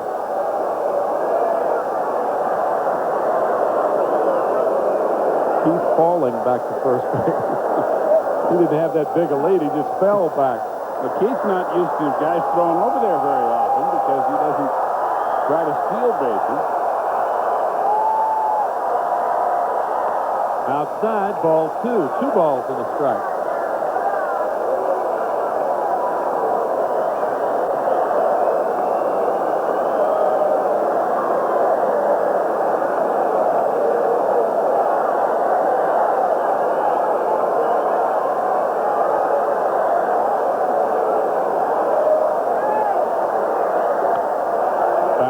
Again, 2-2 to Garrett. The pattern here certainly seems to be keep the ball away from Carter, and that could have been re-emphasized by the ringing double that Gary had into the left field corner on a ball that was certainly in the fat part of the plate his second time up. Well, that was a big difference right there.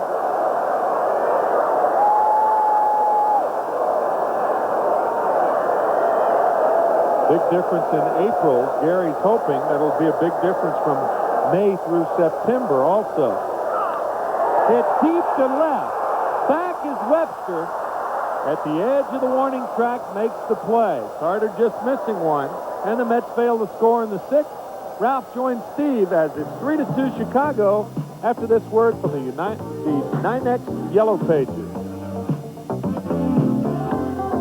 The Doctor, in a 1-run ball game, fell behind 3-0 after 3, but the Mets with 2 in the bottom of the 5th to make it a 3-2 Chicago lead as we go to the 7th inning. And back in once again, the Hall of Famer, Ralph Kiner. All right, thank you, Steve. And both sides with 4 base hits in the game as it has turned into a strong pitching duel. And the first pitch by Doc Gooden, the fastball outside. Joe Girardi, the batter.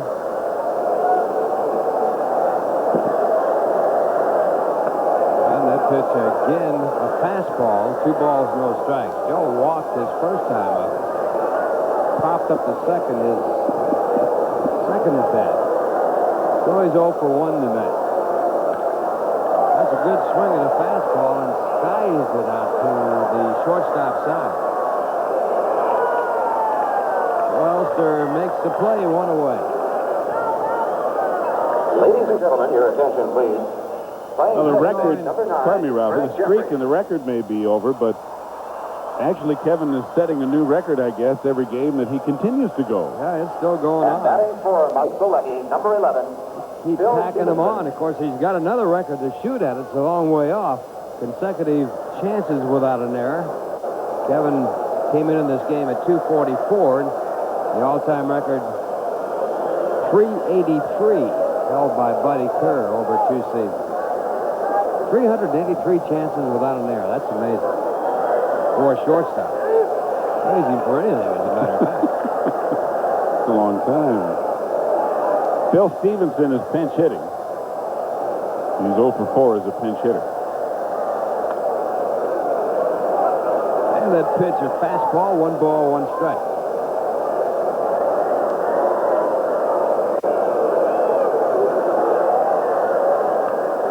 Fastball fouled back out of play. Mike Bielecki leaves the game, but he pitched very well. And he leaves the game with a 1-run lead here in the 7th inning. He allowed just 2 runs. One of them was unearned. Gave up just 4 hits, struck out 4, and walked 2 in 6 innings of work. Stevenson in college was a fantastic ball player.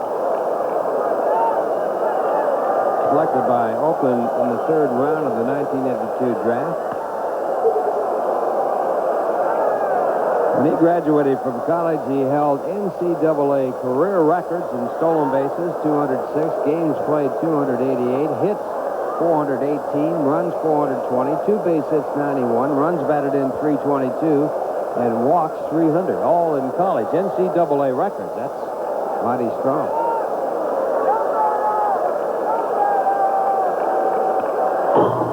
And the foul ball keeps him there at 2 balls and 2 strikes. Wichita State University.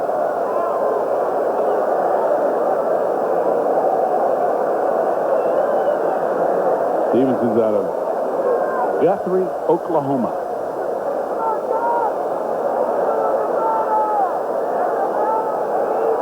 Last year at Iowa, he hit .293 with 22 home runs, a career high. The curveball by Gooden taken for ball 3, so it goes to 3-2. Schiraldi and Kilgus in the bullpen. Kilgus is a left-hander. Schiraldi, a former New York Mets pitcher.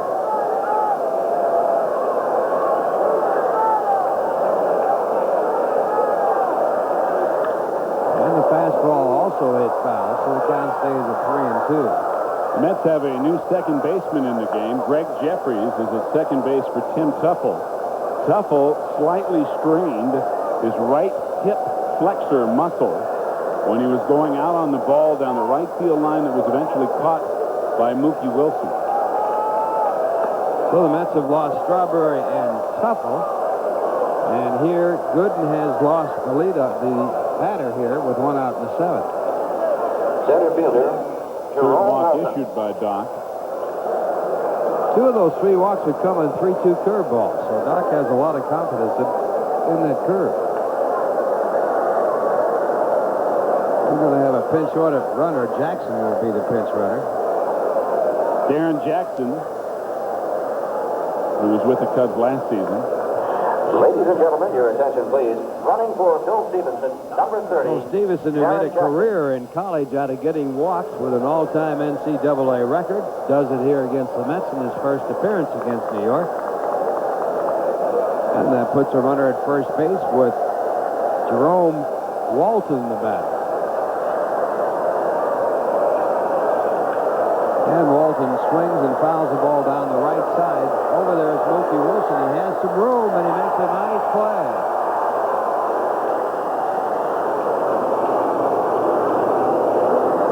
Well, this is not an easy play. Mookie's going hard.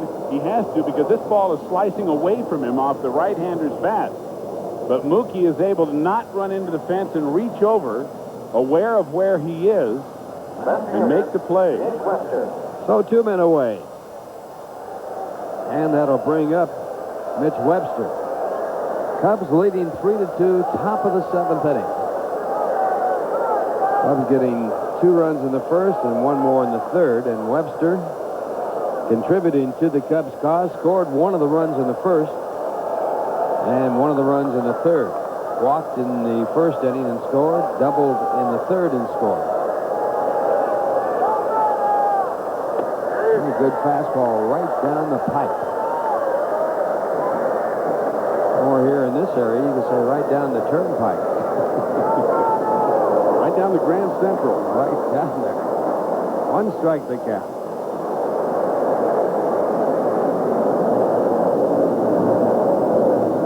And Jackson once again chased back. Jackson, excuse me, Robert. Jackson hasn't stolen many bases in the big leagues, but he stole quite a few bases, once over 50 and once over 40 in separate seasons in the minor league. Oh, he's got him going the other way, but he got back. He made that move toward second. So that would indicate he is moving on the pitch. Cubs have been running freely in this game.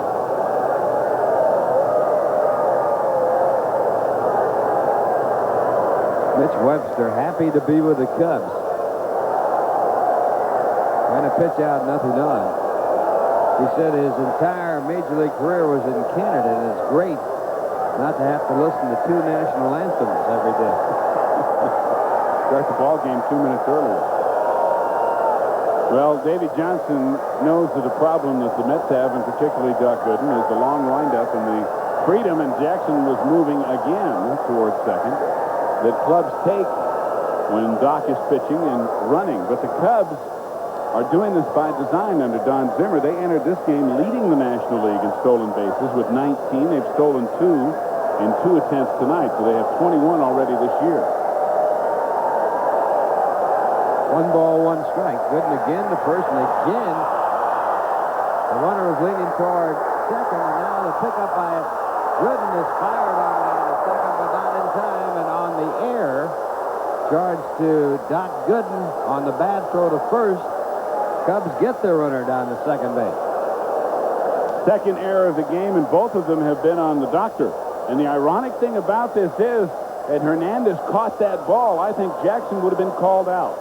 But the ball was thrown into Jackson, and Gooden did a good job to hustle over there and try to get the ball to Jeffries in an effort to get Jackson at second, but they couldn't.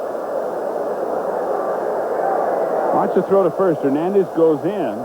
Had that ball stayed in his glove, he might have been called out. But as it turns out, it's an error, and Jackson's on second.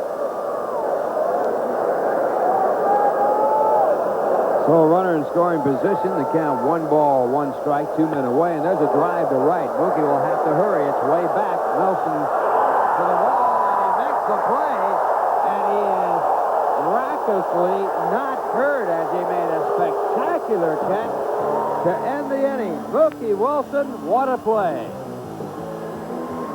No runs, a walk, and 1 man left on base, and the score at the end of 6.5 innings. The Cubs 3 and the Mets 2. Now here's a word from Sunoco.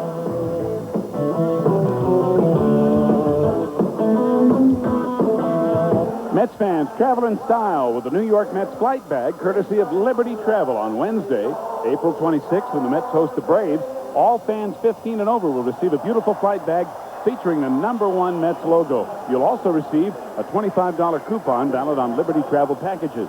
And see the travel section in this Sunday's Daily News for more Liberty bargains. Game time 7:35, Wednesday, April 26th.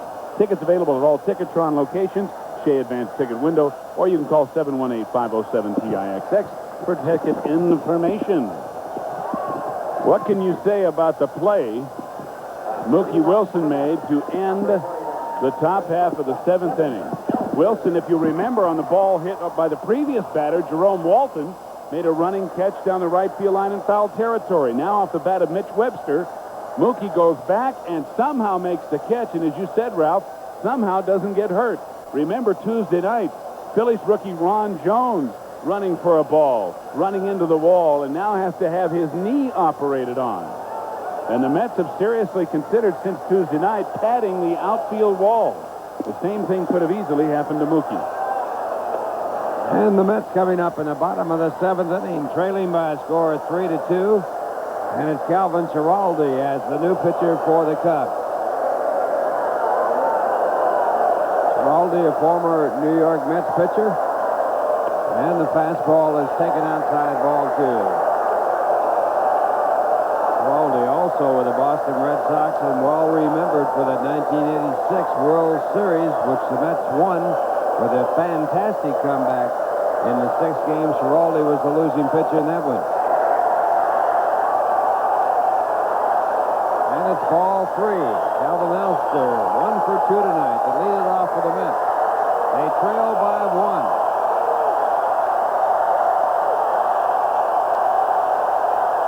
All 4 walked him on 4 pitches. And the Mets have the tying run on with no one out here in the 7th. And Schiraldi has yet to throw a strike. Ladies and gentlemen, your attention, please. Batting for Doc Gooden will be number 13, And a standing ovation for Lee Mazzilli being announced as the pinch hitter. Lee announced into the ballgame as a pinch hitter. It was his 3-run home run as a pinch hitter in the 8th inning yesterday that won it for the Mets. Lee's 5th pinch hit home run in his major league career, his 4th for the New York Mets, and his 1st in 2 seasons. And Maz this year now 2 for 5, batting .400. And all of his at-bats, of course, have been as a pinch hitter. None more dramatic than last night, and his appearance on deck really sent a buzz through this crowd tonight after what he did last night. Yeah, man, a big swing and a foul ball back out of play at strike 1. Let's go back to the 8th inning last night. 2 out, 2 on. Mets down by 1. And all of a sudden, it's a 4-2 New York victory. Maz's first home run since September 26, 1987.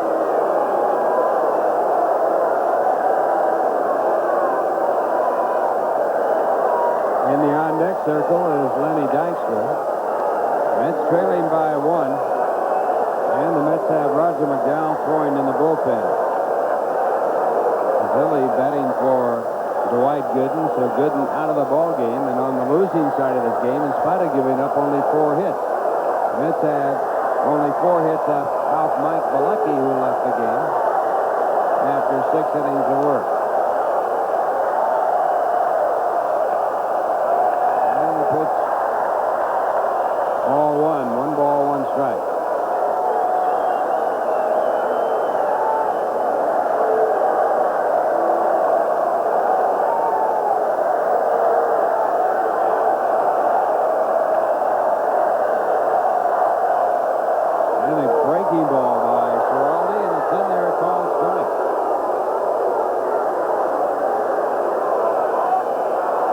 Mitch Williams thrown in the bullpen for the Cubs. Well, 4 out of 4 times this year, when Calvin Schiraldi has preceded Mitch Williams in setting him up in late-inning situations, the Cubs have won, and Mitch Williams has gotten the save. Mitch Williams has 6 saves and 6 save opportunities so far this year, and 4 of those have been set up by Calvin Schiraldi. Schiraldi last year 9-13 with 1 save. And the fastball popped up in foul territory.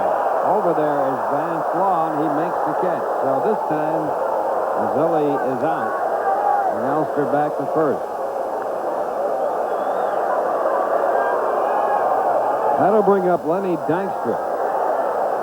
The center fielder, Lenny Dykstra. Well, there's the life of the pinch hitter. You just can't do it night after night after night. It is the toughest job, and here's Zimmer again coming out to Schiraldi. Well, he has the left-hander in the bullpen.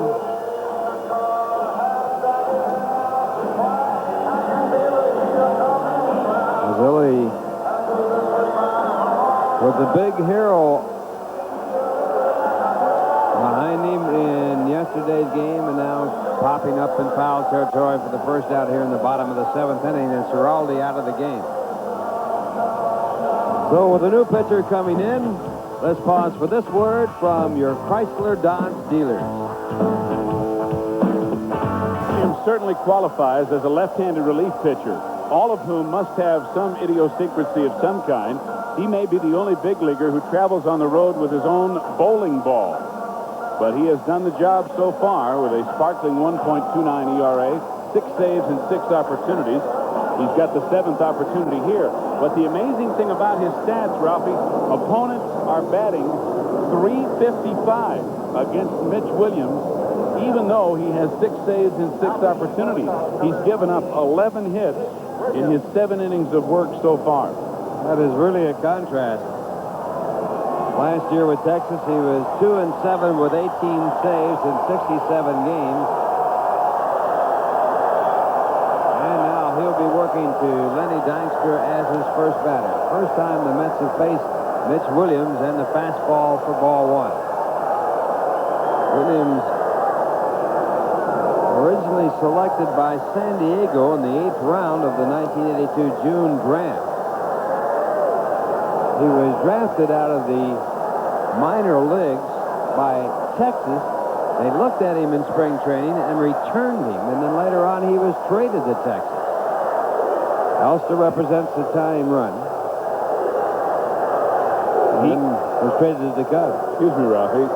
He and Lenny Dykstra, the man whom he is facing here, are both from the same neighborhood in Southern California. And the check and the swing is ball 2, 2 balls, no strikes. From Santa Ana, California. Third base umpire Steve Ripley said Dykstra did not swing.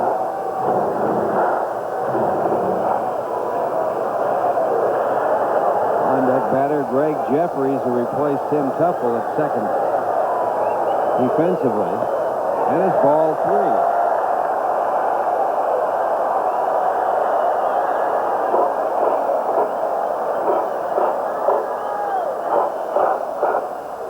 In case you're wondering, Williams and Dykstra did not go to the same high schools because Mitch Williams' family moved and he graduated from a high school in Oregon. And ball 4, so the Mets have 2 base runners. Both on 4-pitch walks. And with 1 out, the batter will be Jeffries, who will be batting for the first time. Gregg Jeffries, mired in a 1-for-28 slump, told me this afternoon as he was about to take extra batting practice with Bud Harrelson throwing to him early today. He had a talk with Davey Johnson last night. He feels much better about himself, his role, what he's going through right now. He said talking to Davey really helped him clear his head. And now with the time run at second, the first pitch to Jeffries is outside. So 5 in a row out of the strike zone by Mitch Williams since he came into the game. He has yet to throw a strike. If you recall, Schiraldi walked his first batter on 4 pitches and a swing at a fastball. It's 1-1. Early this season, Williams came into a game and promptly loaded the bases against the Philadelphia Phillies. And then he struck out the heart of the Philadelphia batting order, including, of course, Mike Schmidt. And I'm sure that Don Zimmer was going for the tummy medicine on that night. A true left-hander. 1 ball, 1 strike. And it is just out of the strike zone, 2-1. That pitch was very close.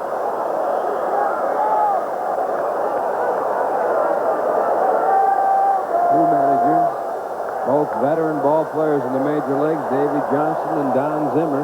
Zimmer one time with the New York Mets. That was in 1962. And the fastball fouled off, so it's 2 balls and 2 strikes.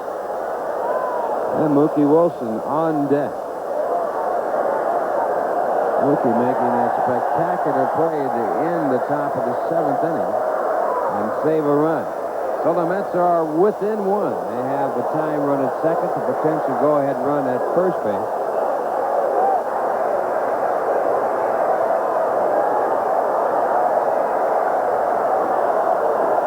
2-2 the count to Gregg Jeffries. And it's hit up the middle, a base hit. This could tie it. Coming around from second, Kevin Elster, and he scores, and it's a tie ball game. Jeffries, who had been 1 for 28, gets a big base hit, and the Mets have tied it up.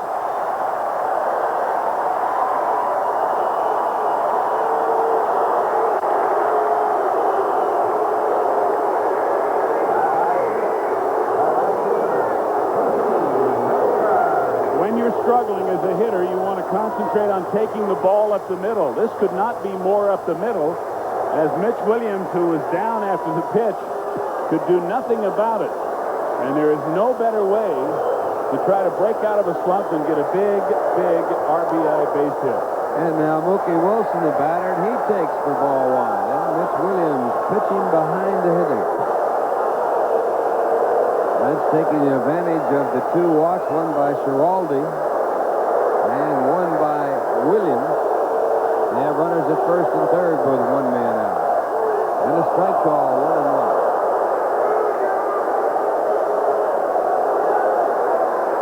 Mike Bielecki, the starting pitcher, left the game on the winning side, is now with a no decision. And Dwight Gooden, who is on the losing side, is also in a no decision position. Go over to first. But if the Mets were to score here again, take the lead and hold it, and win the ball game, Gooden would be the winner. Shortstop and second baseman back for the double play. Mookie awfully hard to double up, and the pitch to Wilson chopped out towards second base. Can they get the double play? There's one. They can't get the other, and a run scores, and the Mets take the lead by a score of 4-3.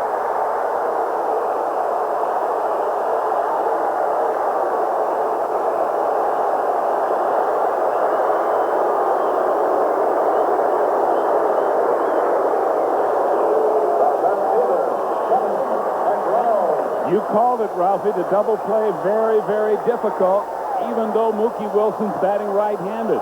And here he does not hit the ball hard. Again, Williams falls off the mound, can't make the play, and Sandberg had to wait for the ball because he had to step on the bag to have any chance to get Wilson. So the Mets lead 4-3 as Mookie Wilson gets a run batted in, and the batter Kevin McReynolds takes strike one. That run will be charged against Mitch Williams, so he is on the losing side now, and Dwight Gooden goes into a winning pitcher's position if the Mets can hold on. Gooden came into this game with a record of 2-0. And Jeff Pico joined in the bullpen for the Cubs. Cubs had had 7 consecutive saves and 7 opportunities. Their relief pitchers have been perfect. And that pitcher called strike. It's 1-2.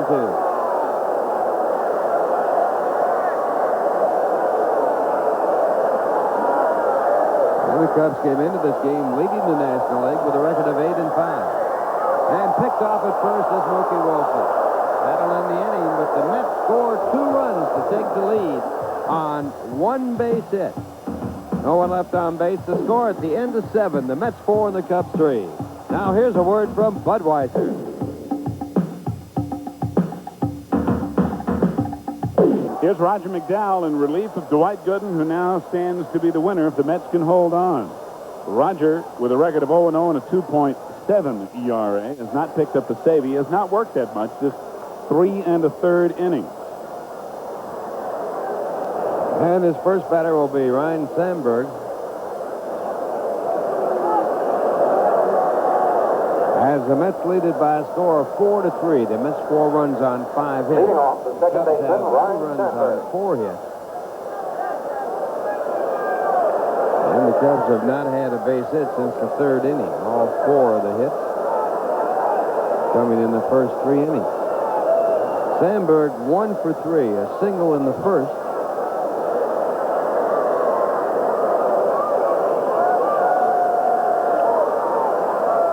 And it will be the heart of the batting order for the Cubs. And a high fastball, not a good pitch by Roger. It's called a strike. Sandberg didn't like they call it all. Well, I'll tell you one thing about Rhino. You don't ordinarily see him do that, but I think he had good reason. Gary Carter caught that ball above his head, and you rarely see a strike called, especially in the National League, when a catcher catches a ball anywhere near his head. And there's a good sinking fastball in a good spot at strike two. Sandberg extended his hitting streak to 7 consecutive games with his base hit. 270 career hitter against the Mets with 10 home runs. Two strikes to count. Another good pitch. Good location just out of the strike zone, but he wanted to make Sandberg go after that one.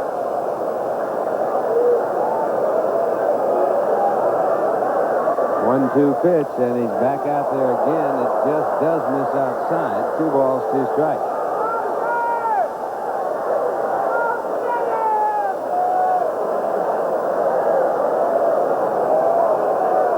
If McDowell can preserve the win, foul ball back out of play. The count stays at 2-2. Gooden's April record in his major league career will go to 16-2.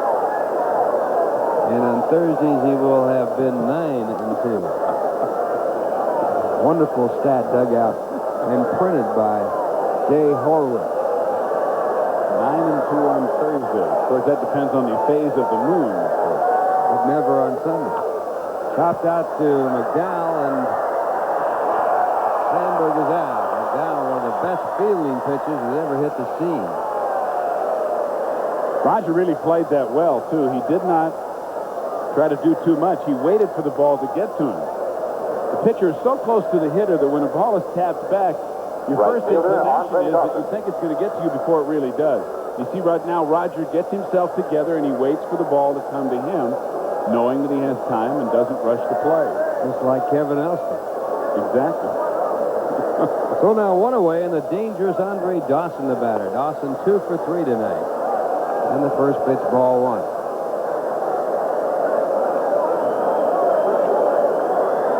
Mets leading 4-3.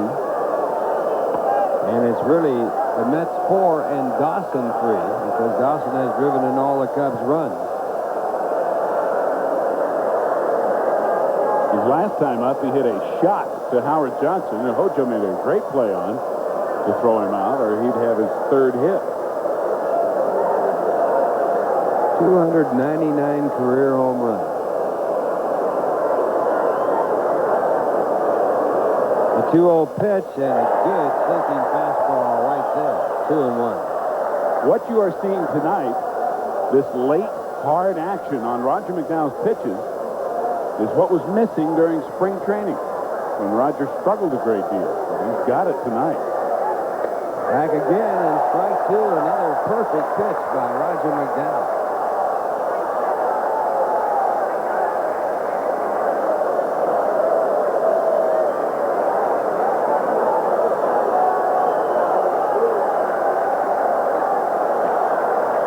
A 2-2 delivery, and he's right back out there again. And all Dawson can do is kind of wave at it and pop it up. Oh, perfect pitches. 3 in a row by Roger McDowell after falling behind 2 balls and no strikes. The first baseman, Mark Grace. What he did before is what caused Dawson to go after this pitch.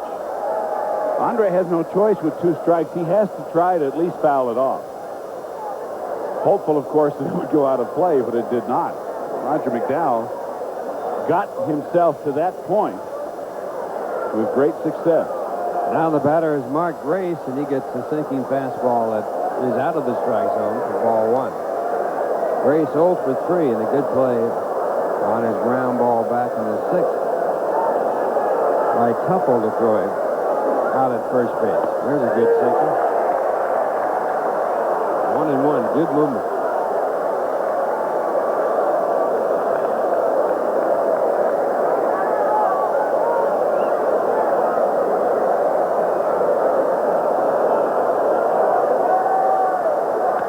And a fly ball out to left field. Plenty of room for the left fielder. Reynolds makes the catch, and Roger works a 1-2-3 inning here in the top of the 8th. The score at the end of 7.5 innings, the Mets 4 and the Cubs 3. Now here's a word from Manufacturers Hanover. Score 4-3, and coming in for the play-by-play, Steve Zabriskie. Thank you, Ralphie. Kevin McReynolds leads it off, and from Mitch Williams takes the ball low and inside. McReynolds, struggling 0 for 3 tonight, has struck out, popped out, and flied to center. And he fouls this one away and a count 1-1.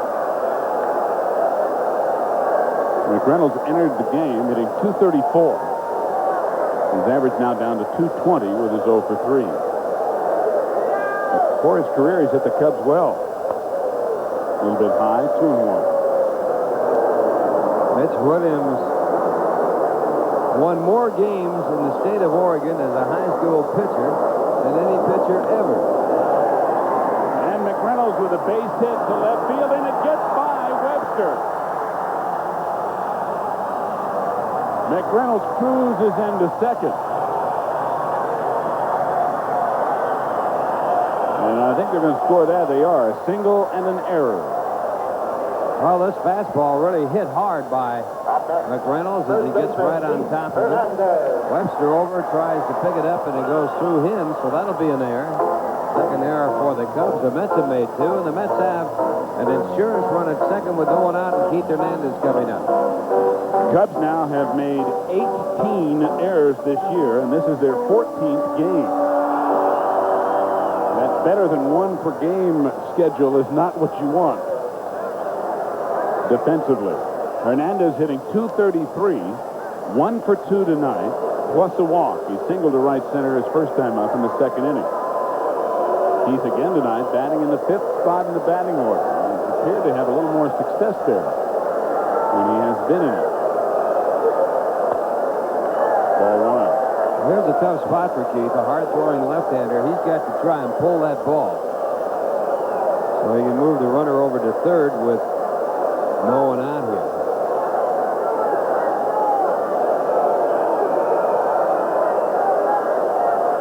Williams appears to be very tough to pull.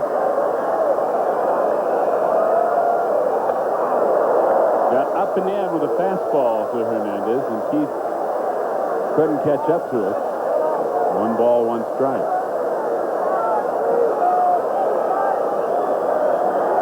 Sam Perlazzo with the signs, and Keith has it.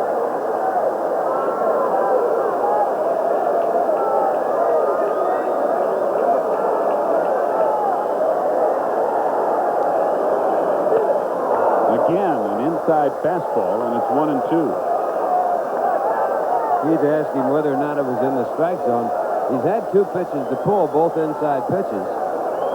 But right at this point, Williams has the ball by him. And has him set up now for that slider away. But Hernandez, one of the best at protecting away with 2 strikes. You want Keith to go anywhere here. Just make good contact and hope he can pick up a single.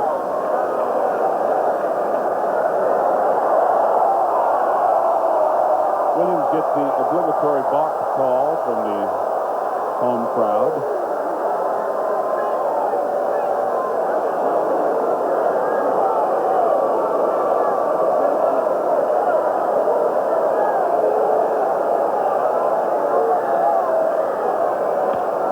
And Keith fouls it off the other way, and the count remains 1-2.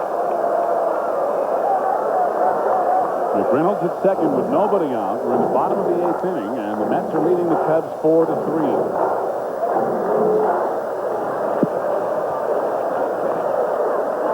Mitch Williams has a little Randy Myers in him. He's working out there with no underslaves as you look at Pico still throwing in the bullpen for the Cubs.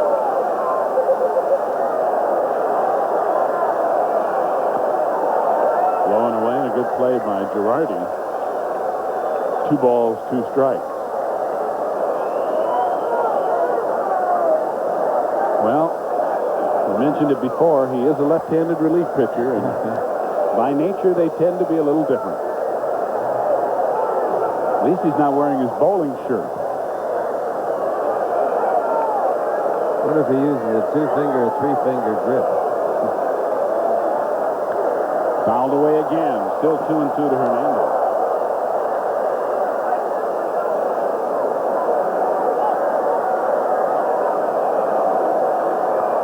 Well, Keith's right here just fighting the ball off. He's trying to make contact, and he doesn't have to worry about pulling in this spot. He shouldn't be. Main thing is try and get the runner in with a base hit. Not strike out. Pops up in the infield. Mark Grace coming toward the mound. Makes the play. Williams almost got in his way. One away. Now batting. Well, the Mets memory by Wiz. And did you ever see a hit and run with the bases loaded? Right here, Don Zimmer tries to do it. It was last year. Manny Trio, the batter. And he misses the pitch. Randy Myers, the pitcher. In the rundown, Vernon Law's son Vance gets tagged out by Randy Myers. And the hit and run with the bases loaded doesn't work. Check out Randy as he walks away. Look at that cap. Nobody beats the Wiz. Or Randy Myers, for that matter. Now when it comes to caps askew. First pitch to Howard Johnson down low, ball one. Hojo tonight 0 for 3, is struck out, grounded to first, and flied out to Jerome Walton, the center fielder, in right center. Randy Myers joining that unique fraternity, along with Len Dykstra, the Kappa Skew. You don't really mean that, do you? Oh, I'm telling you, there's some people in Brooklyn who've started that club based on a remark I made a few years ago in Atlanta with regard to Len Dykstra. They have letterhead, they have everything now. The Kappa Skew Club. Can they resign? They're keeping it going. And unlike other fraternities, they even have women members. Ball 3 to Johnson. Well, it's not really a fraternity. It's That's why I called it a club. Kappa Skew does sound like a fraternity or a sorority, for that matter. Although I don't think it's really a Greek letter. Greek to me, you know. That's right. 4 balls to Howard Johnson. Second time Williams has walked the batter. Now the Mets have runners at first and second with 1 out. Well, checking out the National League Nissan scoreboard. Philadelphia defeated Pittsburgh 9-4 in the top of the ninth. Houston leading Atlanta 4-3. In the bottom of the 7th, St. Louis 5, Montreal 2. In the American League on the Nissan scoreboard, Minnesota defeated Detroit 7-2. Boston over Cleveland 5-2. Baltimore over Kansas City 2-0. High scored at 2 in the bottom of the 6th, Seattle against Chicago. Here's Gary Carter with 2 out or 2 on and 1 out, rather, and Carter takes inside. Mitch Williams has really struggled with his control. That's 5 in a row out of the strike zone after battling Hernandez and getting Keith to pop out. And he's walked Howard Johnson and missed with the first one to Carter. Go at first as Grace snuck in behind Hojo. And Johnson dove back in. Williams has a pretty darn good move to first. He picked Mookie Wilson off and got Mookie standing flat-footed in the middle of a walking lead.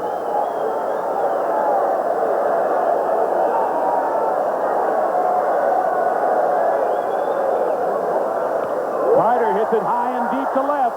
Webster goes back, and he has room on the warning track, makes the catch. Gary Carter flirting with a 3-run homer. Winds up being the second out here in the bottom of the 8th inning. Shortstop. Oh, Gary had doubled in the 5th. He had put Webster back on the warning track his next time up in the 6th. And he does it here again. So Carter, with sort of a chopped-off swing, doesn't get that follow through to drive it out of the ballpark.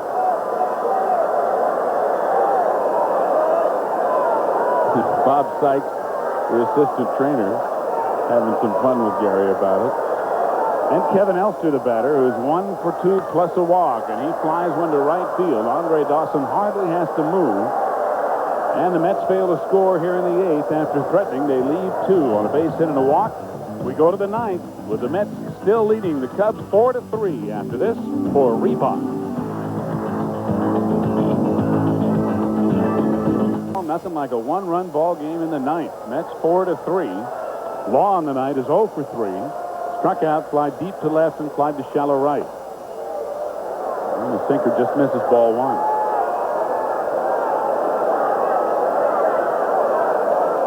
Did you play with his father? Yes, Vernon? I did. I thought so. He was just coming up when I was being traded to the Cubs. A fly ball into right center. Dykstra and Wilson converging, and Mookie makes the catch. Dykstra rushed behind him. Well, guests on our program tonight received from Verde Travel Wear a new modern tweed luggage set made of strong, extra durable fabric, ideal for long wear. Verde Travel Wear, available at fine stores everywhere.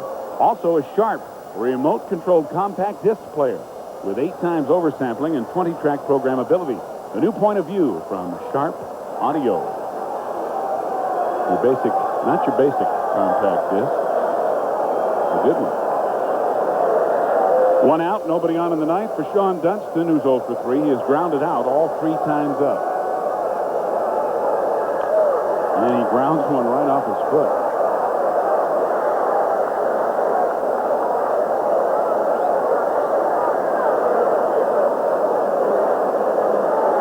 Dunston will take a moment to see if the dogs will stop barking. Well, unless you've done that, it's hard to identify with how that feels. There isn't a player that played ball that doesn't have a bad front foot. I've still got a mark on an ankle. Oh, what a play by McDowell. Roger does it again. He pounces on that ball to throw Dunston out for the 2nd out here in the 9th. Well, this was a good idea by Dunston trying to bunt his way on. The only thing is he's got the wrong pitcher on the mound. Roger, outstanding, and he gets off that mound in such a hurry that he actually makes this play look relatively easy. He's out by a big margin. And that's why it was a good play. You see how McDowell got in front of the ball and was in a position to field it and throw it. Dunston can run, and he was out by a couple of steps. So 2 out and nobody on in the 9th inning with the Mets leading by 1, and Gary Barshow is going to be a pinch hitter for Joe Girardi. Barshow, who was with the Cubs briefly last year, also played at Iowa. 1 for 7 this year, and he takes the ball. And Barshow, the best pinch hitter in the National League last year. Average ones, I think. And a big average. Sharply hit to second. This should do it. Jeffries to Hernandez. And the Mets, with another come-from-behind victory, have taken 2 in a row now as they beat the Cubs 4-3 after a dramatic win over the Phillies last night. Chicago had led 3-0, but the Mets scored 2 in the 5th and 2 in the 7th to win it 4-3. And a couple of guys who struggled figured prominently.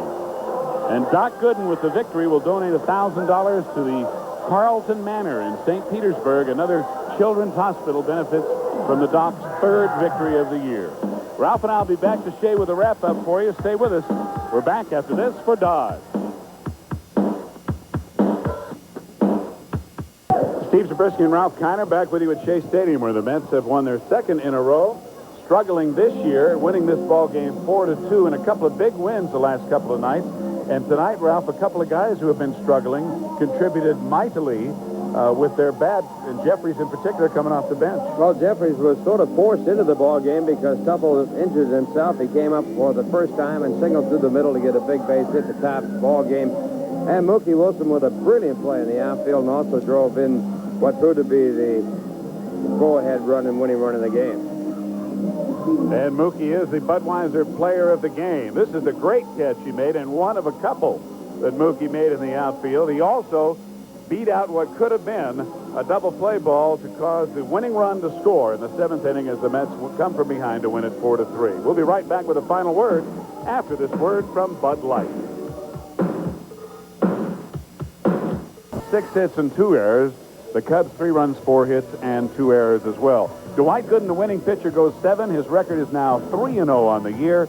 And the losing pitcher, reliever, Mitch Williams, who came into the game with 6 saves in 6 opportunities, suffers his first loss of the year. His record is 0-1. And New York Mets baseball has been brought to you this evening by Budweiser. Beechwood Age for that clean, crisp taste. This Bud's for you. By Nissan. Building cars for people who want more than just a means of getting from here to there. Nissan, built for the human race. By Manufacturers Hanover, the financial source worldwide. By Reebok, the physics behind the physiques. By your Lincoln Mercury dealers. And by the New Jersey Bell Yellow Pages. No other book can match it. New Jersey Bell, a Bell Atlantic company. This is Steve Zabriskie for Ralph Kiner and Tim McCarver, inviting you to be with us again tomorrow night when the Mets again take on the Chicago Cubs.